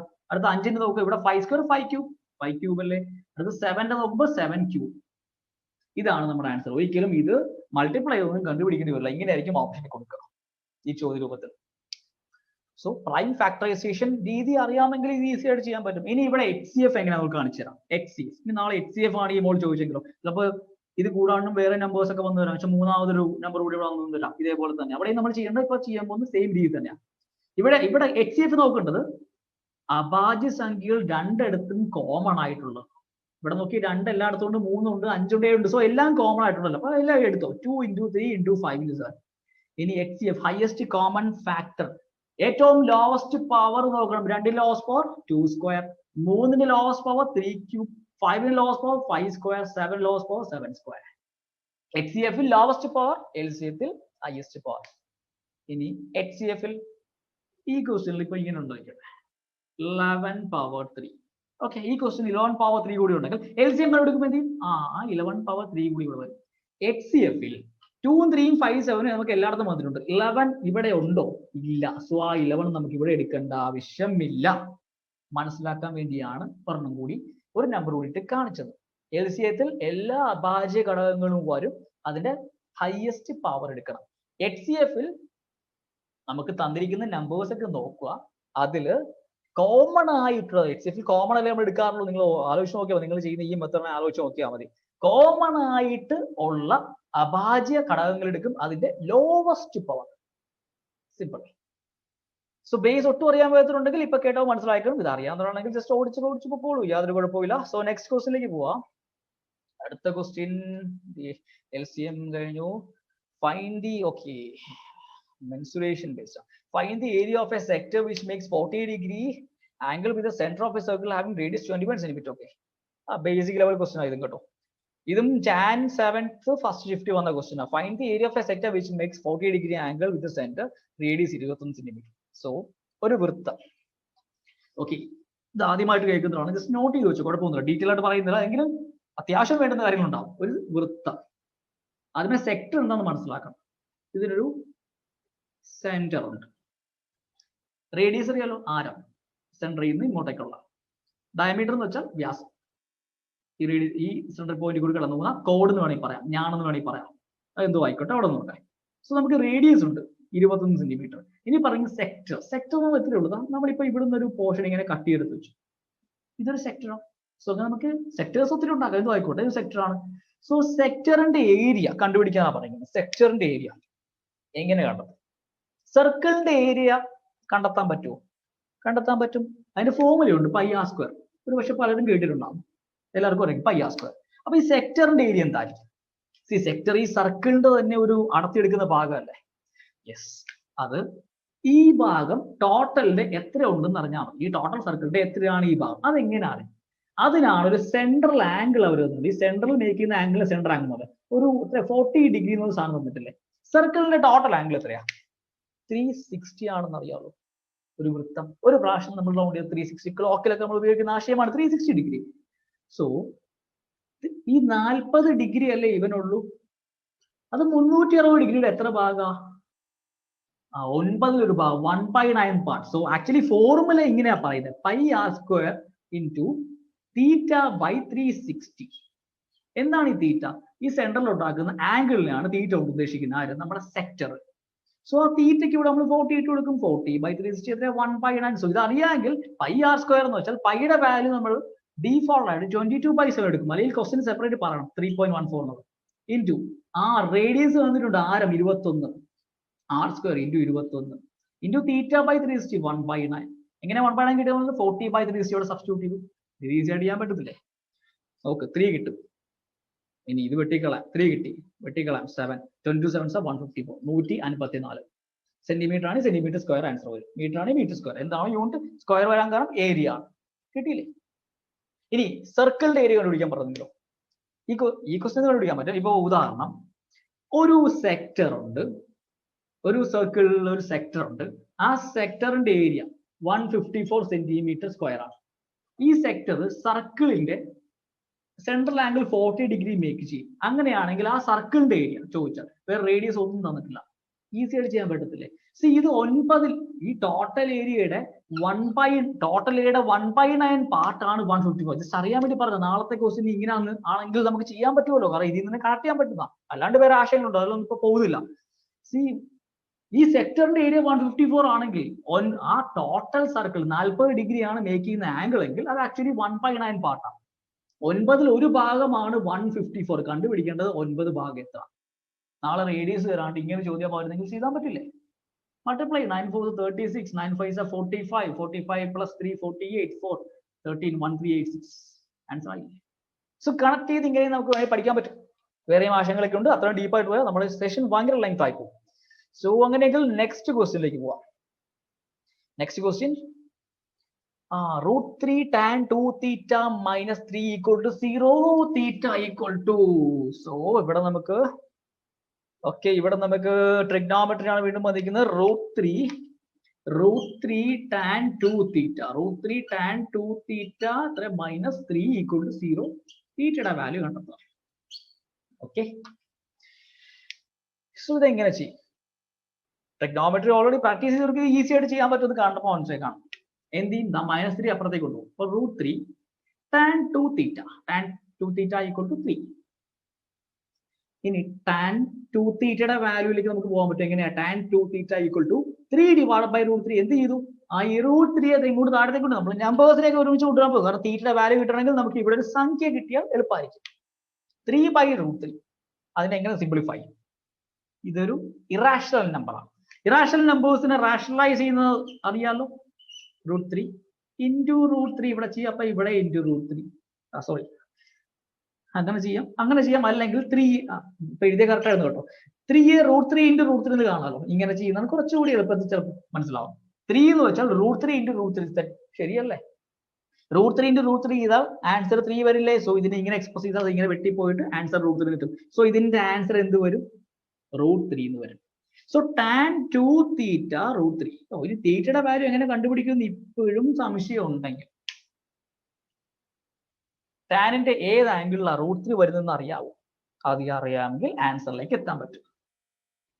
സോ അതിന് ടാൻ തീറ്റ, നിങ്ങൾക്ക് വാല്യൂ കാണാതെ അറിയില്ലെങ്കിൽ അതിനൊരു മാർഗം, ടാൻ തീറ്റ എന്ന് വെച്ചാൽ sine theta by cos theta, sine by cos. ഇതറിയാമോ? ഇതാണ് ഏറ്റവും ബേസ്, സൈൻ ബൈ കോസ്. അവിടെ സൈൻ തീറ്റ, തീറ്റയുടെ ഏത് വാല്യൂ, അപ്പൊ സൈൻ തീറ്റയുടെ ന്യൂമറേറ്റർ ആണ് നമുക്ക് ഇവിടെ വരാൻ പോകുന്നത്, അറിയാമോ? ന്യൂമറേറ്റർ സൈൻ തീറ്റ √3 എന്ന് പറയുന്ന ഒരു വാല്യൂലേക്ക് പോകുന്ന എപ്പോഴാണെന്ന് അറിയാമോ? Sine 60 degree, sine 60 √3/2 cos 60 1/2. So divide by 1/2 ചെയ്യുമ്പോൾ എന്ത് സംഭവിക്കും? ഇൻറ്റു 2/1 വരും. ആൻസർ എന്ത് വരും? √3. സോ ടാൻ 60 ആണ് √3. ടാൻ 60 √3 ആണെങ്കിൽ യെസ് 2 തീറ്റ 60 വരണം. 2 തീറ്റയുടെ ആൻസർ 60 വരണം. തീറ്റയുടെ ആൻസർ 60/2 30 ഡിഗ്രി. തീറ്റ 30 ആണെങ്കിൽ ടാൻ 2 തീറ്റ 60 ആവും. ഈസി അല്ലേ? സോ വാല്യൂസ് അറിഞ്ഞിരിക്കണം എന്നുള്ളത് ശരിയാണ്. വാല്യൂസ് അറിഞ്ഞിരിക്കാനുള്ള പല പല ഷോർട്ട് ട്രിക്കുകൾ ഒരു പക്ഷേ നിങ്ങൾ കണ്ടിട്ടോ കേട്ടിട്ടോ ഒക്കെ ഉണ്ടാവും. സോ അതിലേക്കൊന്നും ഡീപ്പായിട്ട് ഇപ്പോൾ പോയിട്ടില്ല. ഈ ക്വസ്റ്റിന് വേണ്ടുന്ന മാത്രം നമ്മൾ സോൾവ് ചെയ്തോളൂ. അടുത്ത question, ratio of boys to girls is 5:1. If 8 more boys join, the ratio become 1:1. Find the difference between the number of boys and girls. Okay, ഇത് ആക്ച്വലി ചേഞ്ച് ഇൻ റേഷ്യോ ആണ്. ചേഞ്ച് ഇൻ റേഷ്യോ മോഡൽ നമ്മൾ actually mock ചെയ്തിട്ടുണ്ട്. മോക്കിലാണോ അത് കഴിഞ്ഞ സെഷനോ ഓർക്കുന്നില്ല, ചെയ്തിട്ടുണ്ട്. Change in റേഷ്യോയുടെ ആശയം പറയുന്നത് ആക്ച്വലി ചേഞ്ച് ഇൻ റേഷ്യോ ചെയ്തപ്പോൾ പറഞ്ഞിട്ടുണ്ട്, ക്ലാസ് ആയിട്ടല്ല ചെയ്തിരുന്നത്. നമ്മൾ ഈ റെയിൽവേയുടെ അനാലിസിസ് ചെയ്തപ്പോഴാണ്, ക്ലാസ് ആയിട്ട് നമ്മൾ യൂട്യൂബിൽ ചെയ്തിട്ടില്ല എന്തായാലും. സോ 5:7 എന്ന് പറയുന്നത് boys girls ratio. 5:7 boys girls ratio കണ്ടോളൂ കേട്ടോ. 5:7 ബോയ്സ് ഗേൾസ് റേഷ്യോ നമുക്കിത് പല രീതിയിൽ ചെയ്യാൻ പറ്റും. 5:7 ബോയ്സ് ഗേൾസ് റേഷ്യോ. 8 ബോയ്സ് കൂടി വന്നപ്പോഴത്തേക്ക് 8 ബോയ്സ് കൂടി വന്നപ്പോൾ റേഷ്യോ 1:1 ആയി. സോ ചേഞ്ച് ഇൻ റേഷ്യോ എന്ന് പറയുന്ന ആശയം നമുക്ക് അതിന്റെ അടിസ്ഥാനം ഉണ്ടെങ്കിൽ ഏജ്, പ്രായം എന്ന് പറയുന്ന ചാപ്റ്റർ ഇല്ലേ, വയസ്സ്, അത് ഈസി ആയിട്ട് ചെയ്യാൻ പറ്റും. അതിലെ ഒട്ടുമിക്ക ക്വസ്റ്റ്യൻ ഈസി ആയിട്ട് ചെയ്യാൻ പറ്റും. സോ ഇവിടെ മനസ്സിലാക്കേണ്ടത് ചേഞ്ച് ഇൻ റേഷ്യോ 2 രീതി ഇവിടെ ചെയ്ത് കാണിക്കും. അതിൽ ഒരു രീതി എന്ന് വെച്ച് കഴിഞ്ഞാൽ ഇവിടെ ആഡ് ആകുന്ന ആരാ? ബോയ്സ് അല്ലെ, ആണുങ്ങൾ മാത്രമല്ലേ ആഡ് ആവുന്നുള്ളൂ. സോ പെണ്ണുങ്ങളുടെ എണ്ണത്തിൽ മാറ്റം ഉണ്ടാവും, പെൺകുട്ടികളുടെ എണ്ണത്തിൽ മാറ്റം ഉണ്ടാവും? ഉണ്ടാവില്ല. സോ റേഷ്യോ പാർട്ട് നോക്കി, റേഷ്യോ പാർട്ട് നോക്കുമ്പോൾ 7 ഭാഗമാണ് ഇവിടുത്തെ പെൺകുട്ടികളുള്ളത്. ഇവിടെ ഒരു ഭാഗമല്ലേ ഉള്ളൂ. എന്ത് ചെയ്യാം? റേഷ്യോ നമ്മൾ തുല്യമാക്കും. ഇവിടെ 7 വരും, ഇവിടെ 7 വന്നാൽ എന്ത് സംഭവിക്കണം? ഇവിടെയും 7 വരണം. കാര്യം 1:1 എങ്കിലേ സാറ്റിസ്ഫൈ ആവുള്ളൂ. ഇപ്പൊ നോക്കിയേ, നമ്മൾ ബോയ്സിനെ മാത്രമേ ആഡ് ചെയ്തുള്ളൂ, ഗേൾസിനെ ആഡ് ചെയ്തില്ലോ. റേഷ്യോ സമ്മതിച്ചു, നമ്മൾ റേഷ്യോയിലെ നമ്പേഴ്സും തുല്യമായിട്ട് കണ്ടു. കാരണം ആക്ച്വൽ നമ്പർ തുല്യമായിരിക്കണമല്ലോ. ഇവിടെ ഇപ്പൊ 10 പെൺകുട്ടികൾ, ഇവിടെയും 10 പെൺകുട്ടികൾ ഉണ്ടാവാൻ പാടുള്ളൂ, ശരിയല്ലേ? അതായത് നമ്മൾ റേഷ്യോയിൽ കയറി ഒന്ന് അപ്ലൈ ചെയ്തു. So 7 part. ഓക്കെ, ഗേൾസ് തുല്യം തന്നെ. ബോയ്സിൽ ഇൻക്രീസ് ഉണ്ടായി. എത്രയുണ്ടായ? 2 ഭാഗം. എത്ര പേരാ ശരിക്കും നമ്മൾ ആഡ് ചെയ്യുവാണെങ്കിൽ 8 പേര് അല്ലേ. അപ്പൊ 2 ഭാഗം 8 ബോയ്സും തുല്യം.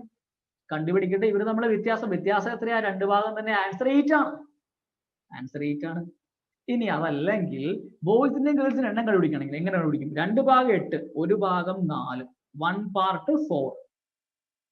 Boys 5 parts 20, girls 7 parts 28. വ്യത്യാസം 8. ഒരു രീതി. എപ്പോൾ? ഈ എണ്ണം തുല്യമായതുകൊണ്ട് ഇങ്ങനെ നമുക്ക് അഡ്ജസ്റ്റ്മെന്റ് ചെയ്യാൻ പറ്റും. ഇനി എണ്ണം തുല്യമല്ലാത്ത കേസിലൊക്കെ നമുക്ക് ചെയ്യാൻ പറ്റുന്ന രീതിയാണ് അടുത്ത് കാണിക്കാൻ പോകുന്നത്. നോക്കിക്കോളൂ, നമ്മൾ റേഷ്യോ ഒന്നും മാറ്റം വരുത്താൻ പോകുന്നില്ല. ഈ 1:1 അതുപോലെ ഇട്ടേക്ക്. ബോയ്സ് ആഡ് ആയി അല്ലേ? ഗേൾസ് പോലും ആഡ് ആയോ? ഇല്ലല്ലോ. 0 ഇട്ടേക്ക്. ചെയ്യാൻ പോകുന്നു. നോക്കൂ, അതിന്റെ റേഷ്യോസ് ഗുണിക്കുന്നു, ക്രോസ് ചെയ്യുന്നു, ഗുണിക്കുന്നു, ക്രോസ് ചെയ്യുന്നു. 5:1 5, 7:1 7.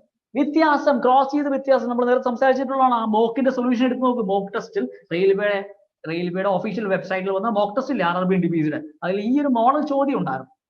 ആ ചോദ്യത്തിൽ നമ്മൾ അപ്ലൈ ചെയ്ത മെത്തേഡ് ഒന്ന് കണ്ടു നോക്കും. അവിടെ എങ്ങനെ വന്നു എന്നും കൂടി കാണിക്കുന്നുണ്ട്. 2 ഭാഗം വ്യത്യാസം. ഇനി ചെയ്യാൻ പോകുന്നത് ഫൈനൽ റേഷ്യോയും ഈ നമ്പേഴ്സുമായിട്ടുള്ള കളിയാണ്. ക്രോസ് ചെയ്യും. 1:8 8, 1:0 0. ചിഹ്നം സെയിം ആണെങ്കിൽ തമ്മിൽ കുറയ്ക്കും. ഇവിടെ ഇപ്പൊ കുറയ്ക്കാനൊന്നുമില്ല. അപ്പം 2 ഭാഗം 8 ഇതെല്ലാം നേരത്തെ കിട്ടിയേ. 1 ഭാഗം 4. എണ്ണം കണ്ടുപിടിക്കണമെങ്കിൽ ഇവിടെ വേണം മൾട്ടിപ്ലൈ 5 4 20, 7 4 20. എപ്പോഴും ഇനിഷ്യൽ റേഷ്യോനെ നമ്മൾ മൾട്ടിപ്ലൈ ചെയ്യാവുള്ളൂ, ഓർത്തോണം. കണ്ടുപിടിക്കേണ്ട വ്യത്യാസം 2 ഭാഗമല്ലേ? 7 5 കുറച്ച് 2 ഭാഗമല്ലേ? 2 ഭാഗം 8 കിട്ടിയില്ലേ? സോ ആൻസർ നേരെ കിട്ടും. നമുക്ക് എണ്ണം കണ്ടുപിടിക്കേണ്ട ആൻസറിലേക്ക് എത്താം. സോ ആൻസർ എത്ര? 8. ഈസി ചോദ്യമല്ലേ ഇതും ജാനുവരി 7th ഫസ്റ്റ് ഷിഫ്റ്റ് വന്ന ക്വസ്റ്റ്യൻ ആണ്. സോ എനിക്ക് തോന്നുന്നു ജാനുവരി 7 ഫസ്റ്റ് ഷിഫ്റ്റ് ഭയങ്കര ഈസി ആണോ സംശയിച്ചിട്ടുണ്ട്. കാരണം ചോദ്യങ്ങളൊക്കെ ബേസിക് ലെവൽ അല്ലായിരുന്നു. ഓക്കെ, അടുത്ത question, when n is divided by 5 the remainder is 2. what will be the remainder when n into n is divided by 5? റിമൈൻഡറിന്റെ ആശയം ഇത് ആക്ച്വലി ഈ മോഡലിൽ നമ്മൾ ഈ മോക്കിൽ ചെയ്തിട്ടുള്ളതാണ്. നിങ്ങൾ ഇതൊക്കെ PSC ലെവൽ പഠിച്ചിട്ടുണ്ടെങ്കിൽ പോലും പഠിച്ചിട്ടുണ്ട്, മീൻസ് പ്രിപ്പയർ ചെയ്തിട്ടുണ്ടെങ്കിൽ പഠിച്ചിട്ടുണ്ടാവും. ഒരു സംഖ്യ ഉണ്ട്, അതിന് 5 കൊണ്ട് ഹരിച്ചപ്പോൾ റിമൈൻഡർ 2 ഉണ്ട്. n into n അതിനെ 5 കൊണ്ട് ഹരിച്ചാൽ ശിഷ്ടം എത്ര? ചെയ്യുന്ന റിമൈൻഡർ സ്ക്വയർ ചെയ്യുക. 2 സ്ക്വയർ 4, 4നെ 5 കൊണ്ട് ഹരിച്ചാൽ എത്ര കിട്ടും റിമൈൻഡർ? 4നെ 5 കൊണ്ട് ഹരിക്കാൻ പറ്റില്ല. സോ റിമൈൻഡർ ആ സംഖ്യ തന്നെ 4 തന്നെ. മനസ്സിലാത്തവർക്ക് വേണ്ടി നോക്കിക്കോളൂ. ക്വസ്റ്റ്യൻ പറഞ്ഞിരിക്കുന്നത് n divided by 5 റിമൈൻഡർ 2. നമ്മൾ ഇതിന്റെ ഡീറ്റെയിൽ ആശയം ഒന്നും ഇപ്പൊ പറയുന്നില്ല. ആ ഡീറ്റെയിൽ ആശയം വേണമെങ്കിൽ മോക്ക് ടെസ്റ്റ് സൊല്യൂഷൻ കണ്ടു നോക്കുക. അവിടെ ഇങ്ങനത്തെ ചോദ്യം ഉണ്ടായിരുന്നു. എത്രാമത്തെ മീറ്ററിലാണ് എനിക്കറിയില്ല, നിങ്ങൾ ഒന്ന് കണ്ടു നോക്ക്. നെക്സ്റ്റ് n into എന്ന് വെച്ചാൽ n സ്ക്വയർ, അതിനെ 5 കൊണ്ട് ഹരിക്കുമ്പോൾ റിമൈൻഡർ സ്ക്വയർ ചെയ്യുക 4/5. ഇതാണ് ആൻസർ. ഇത് മനസ്സിലായില്ലെങ്കിൽ എക്സാമ്പിൾ എടുത്ത് നോക്കാം. നമുക്ക് ഏറ്റവും ആദ്യമേ റിമൈൻഡർ 2 അല്ലേ കിട്ടിയേ. സോ സംഖ്യ എടുക്കുമോ, നിങ്ങൾ 3 എടുത്ത് നോക്ക്. ഇനി 3 എടുക്കുമ്പോൾ ബുദ്ധിമുട്ടുണ്ടെങ്കിൽ നിങ്ങൾക്ക് എടുക്കാൻ പറ്റുന്ന അടുത്ത നമ്പർ എന്ന് വെച്ചാൽ എത്രയാ? അടുത്ത എടുക്കാൻ പറ്റുന്ന വെച്ചാൽ 8 എടുക്കാം. ശരിയാണല്ലോ.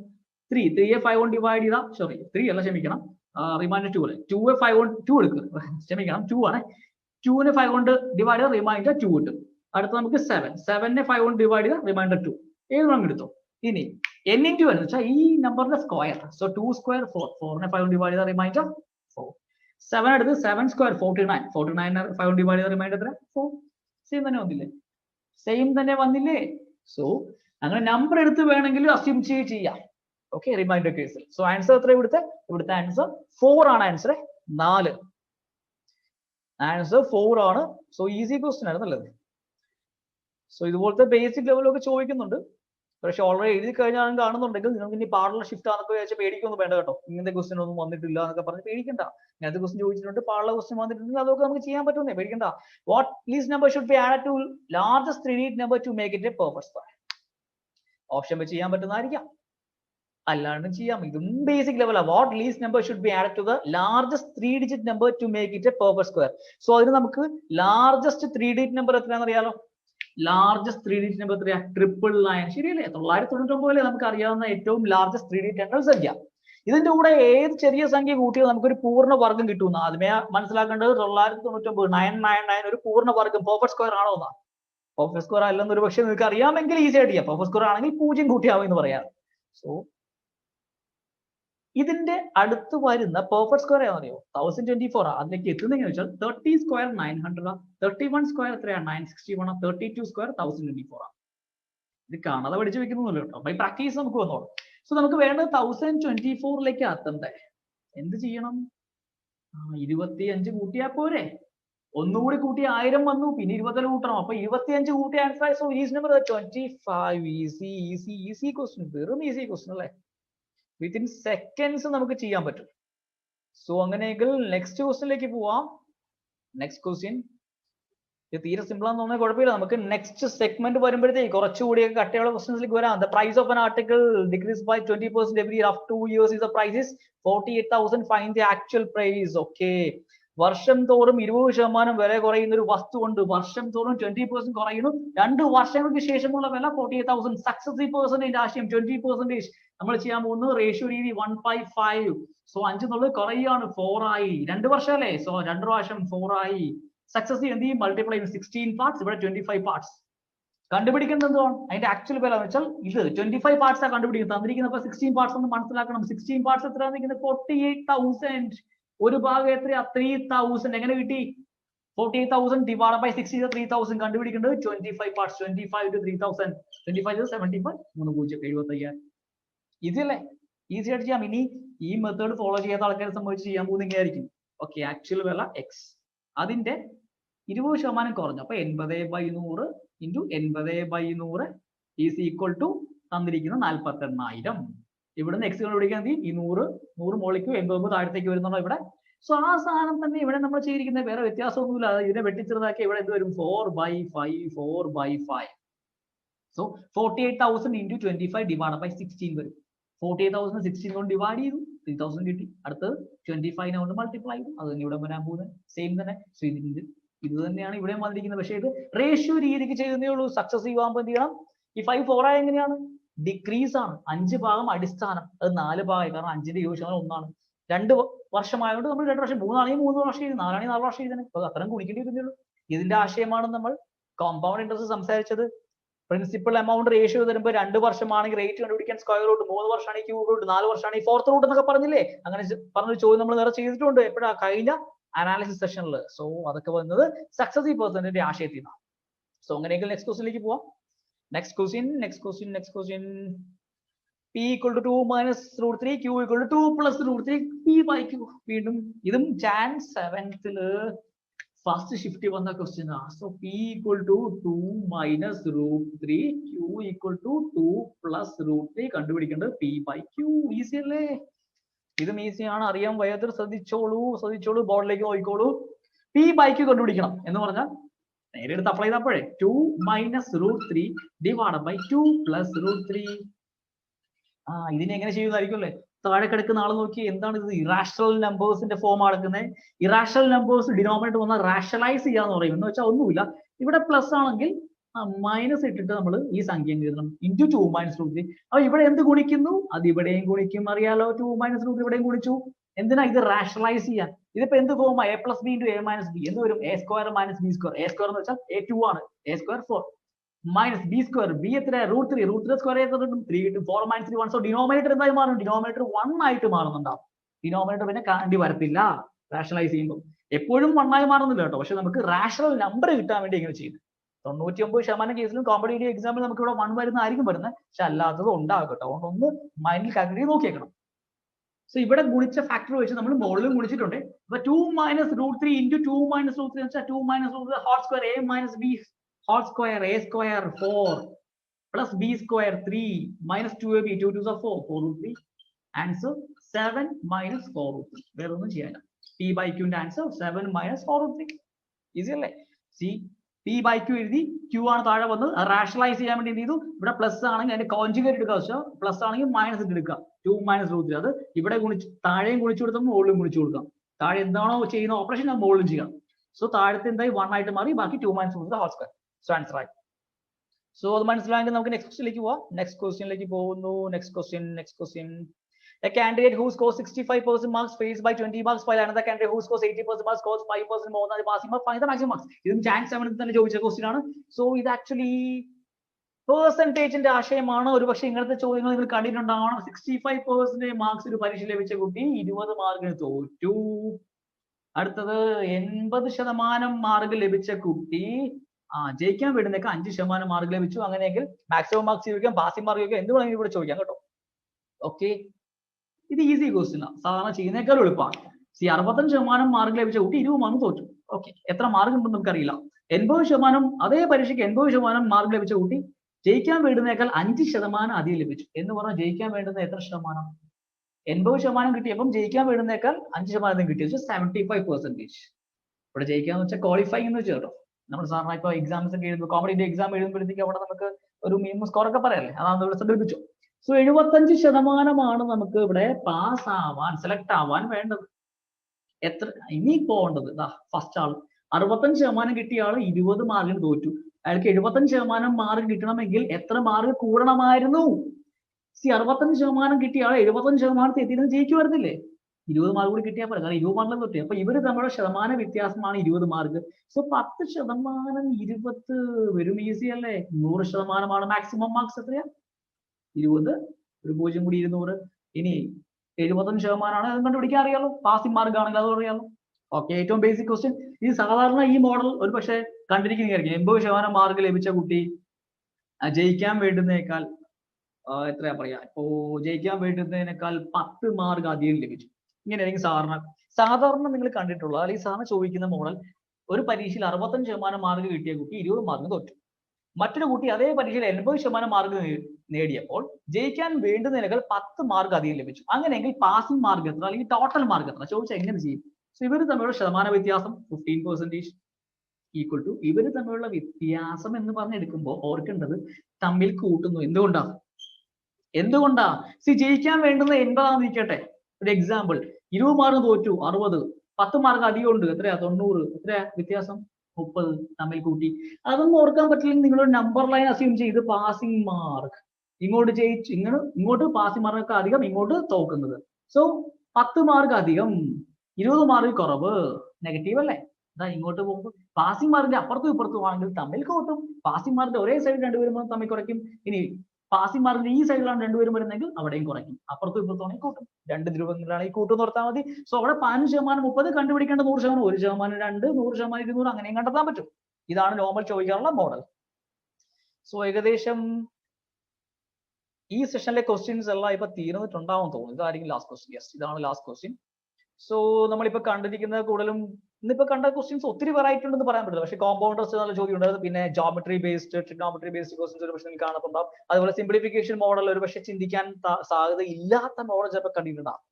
സോ ബാക്കിയെല്ലാം കുറച്ചധികം ബേസിക്. പിന്നെ സ്പീഡ് ടൈം ഡിസ്റ്റൻസിലെ ബോട്ടം സ്ട്രീം അറിയില്ലെങ്കിൽ അതൊക്കെ മനസ്സിലാക്കി കാണുമല്ലോ. സോ നെക്സ്റ്റ് സെഷനിൽ ഈ ഷിഫ്റ്റ് തന്നെ മീൻസ് ഈ 7 to 10 ജാനുവരിയിലുള്ള ബാക്കി ക്വസ്റ്റ്യൻസുമായിട്ട് നമ്മൾ കാണുന്നുണ്ടാവും.